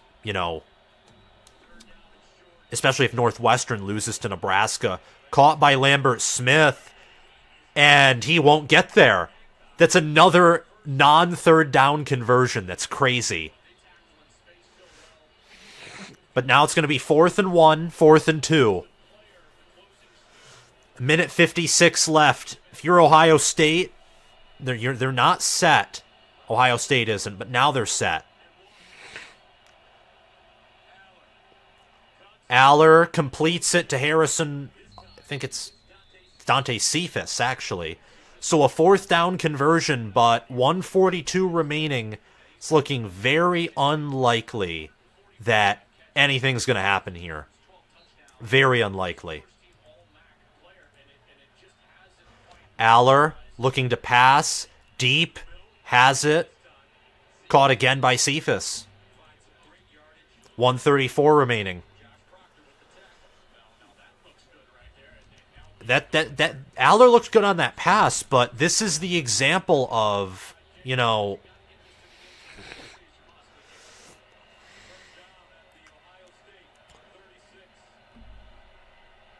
Aller, deep, incomplete. 2nd and 10. Oh my gosh. 1st and goal at the Minnesota 10. Iowa's already probably about to score.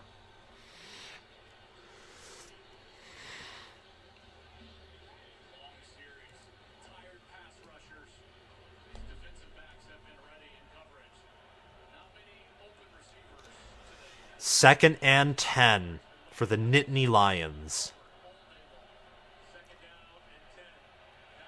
Aller, pass, caught.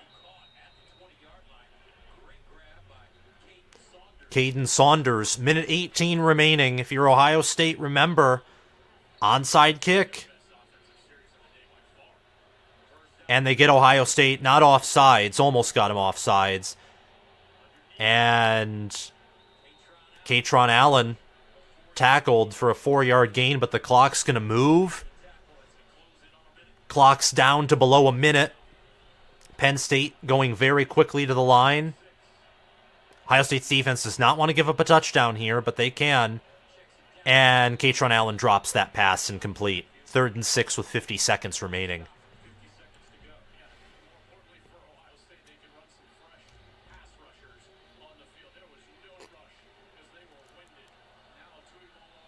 Tuimoloau's back. Drew Aller is 16 of 40 for 176. That's nuts. He has more passing attempts than McCord, yet 6 less completions. It's crazy. And Ohio State takes a timeout. They do not want to surrender a touchdown.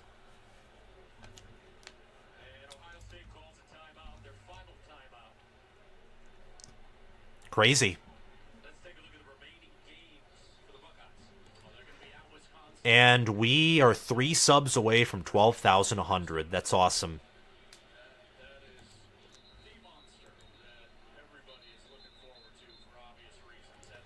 Yeah, make sure to check out my Patreon. We have $5, $10, and $25 memberships. That's what we have. And the $10 and $25 one,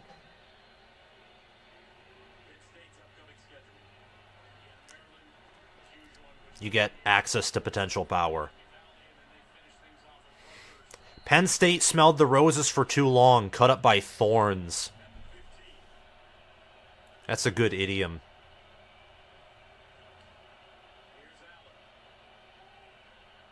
And Liam Clifford caught it. Ohio State played very conservative there.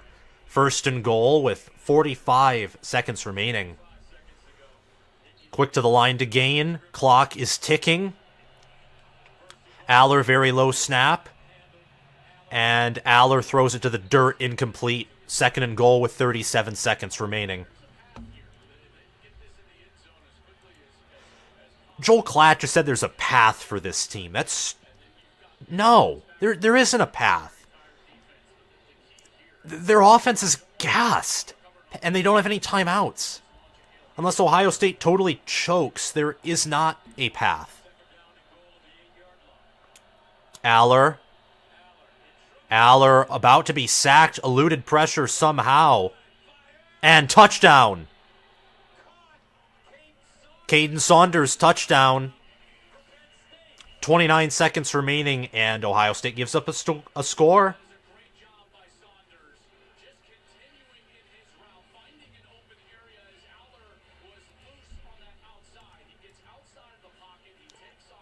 And we hit 12,100 subscribers. Thank you very much, guys. That's awesome.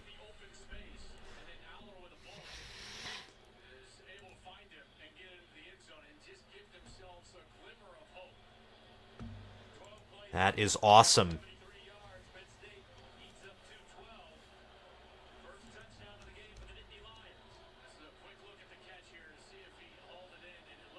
Yep. That was controlled. And Iowa has to settle for 3. Well, for Minnesota, hopefully Minnesota can cook up something against that Iowa defense and score.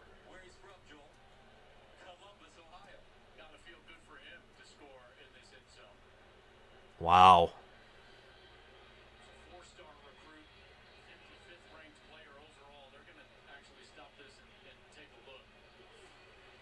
Why are they reviewing this?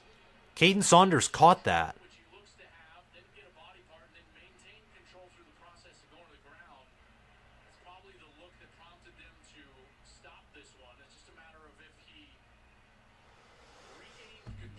Oh, Tennessee first and 10 at the 50.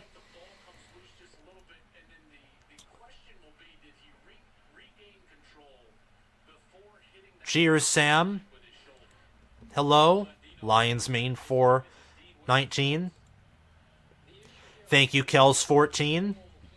You've been on this channel for a long time. Thank you very much. Your support is very appreciated.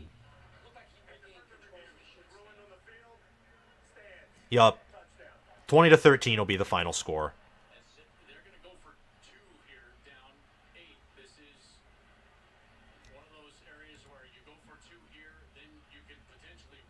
Oh, they're going to go for 2. 200 likes. Holy cow. That's awesome.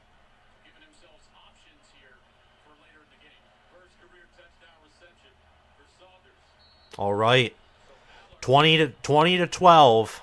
Regardless of whether Penn State gets this or not, Ohio State's still covering.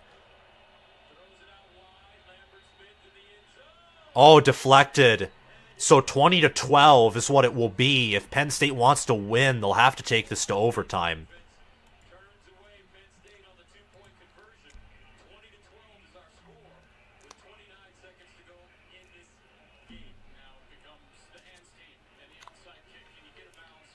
No team has timeout, so this game's going to basically end if Ohio State recovers it almost immediately.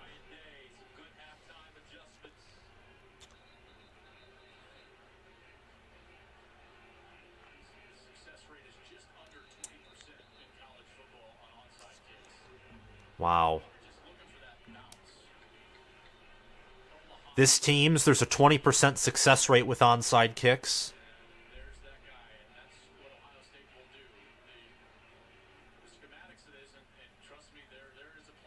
Minnesota's going for their first win in Kinnick this millennium. Oh, yeah. Kinnick's a hard place to win. And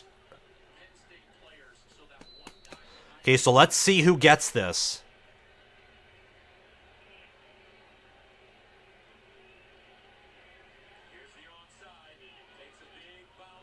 And it's recovered by the Buckeyes.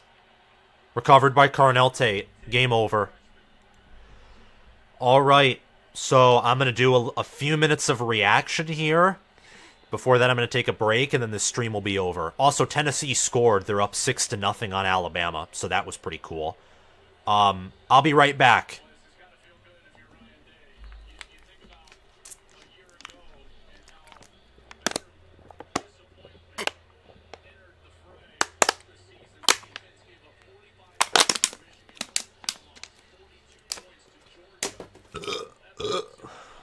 Okay.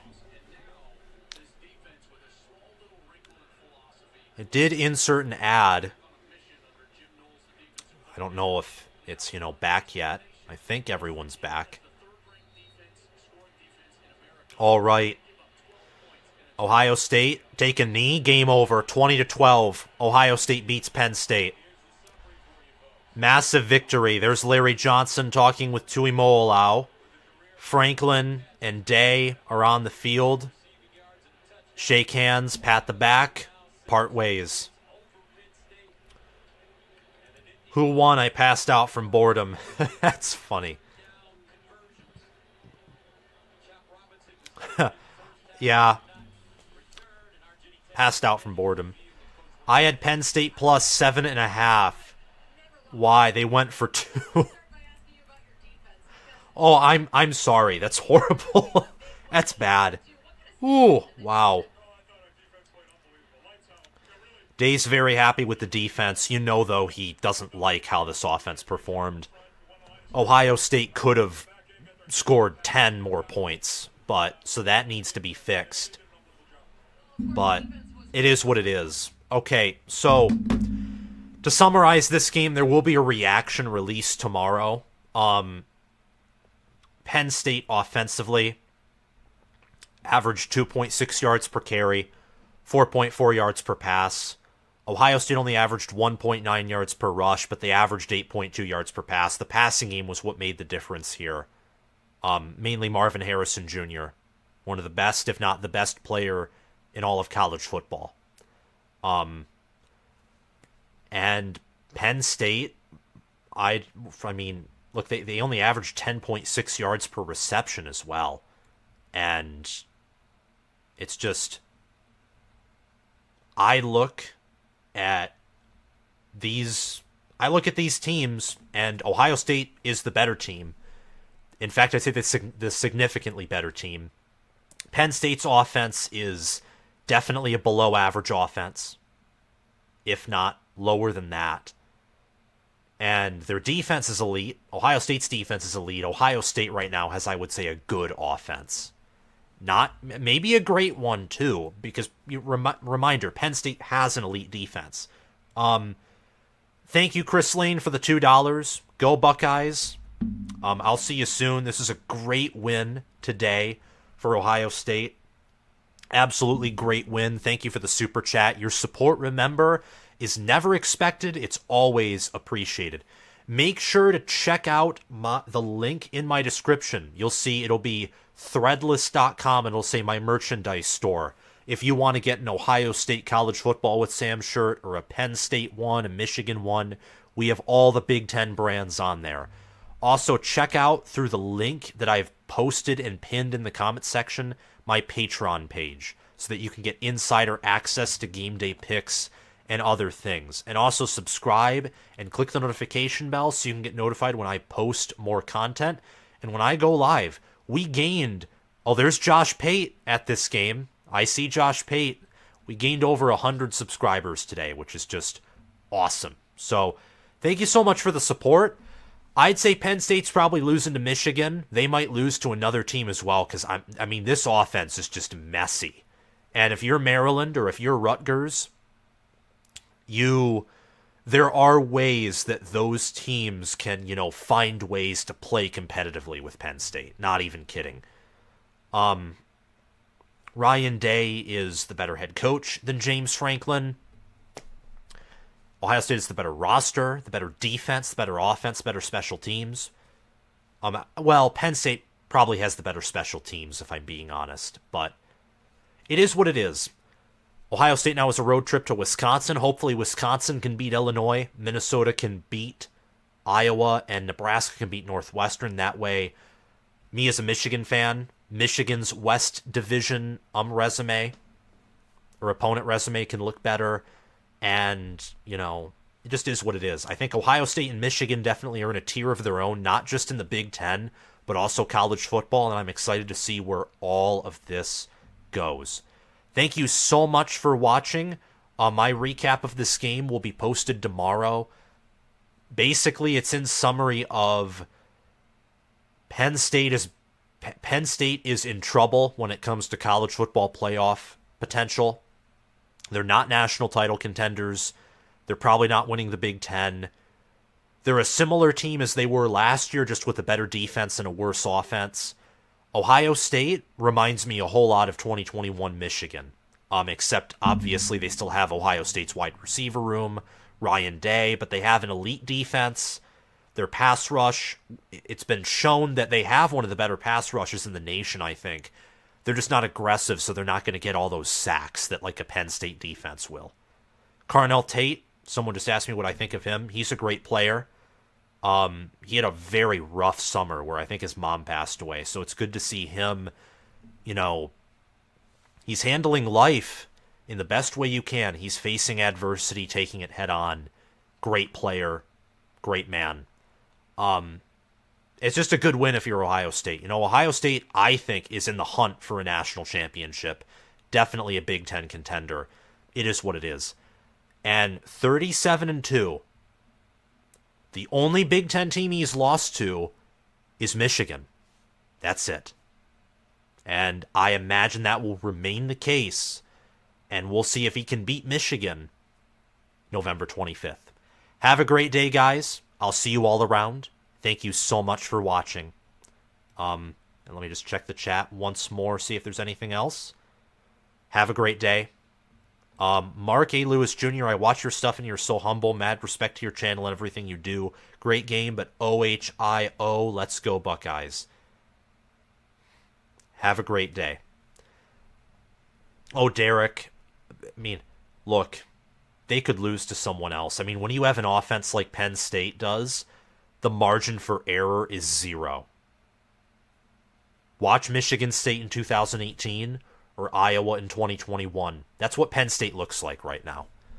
After this game, at least. I think they're just going to lose to Michigan. I don't think they're going to lose to anyone else. I'm just saying it's a possibility. Have a great day, and I will see you all around. Bye-bye.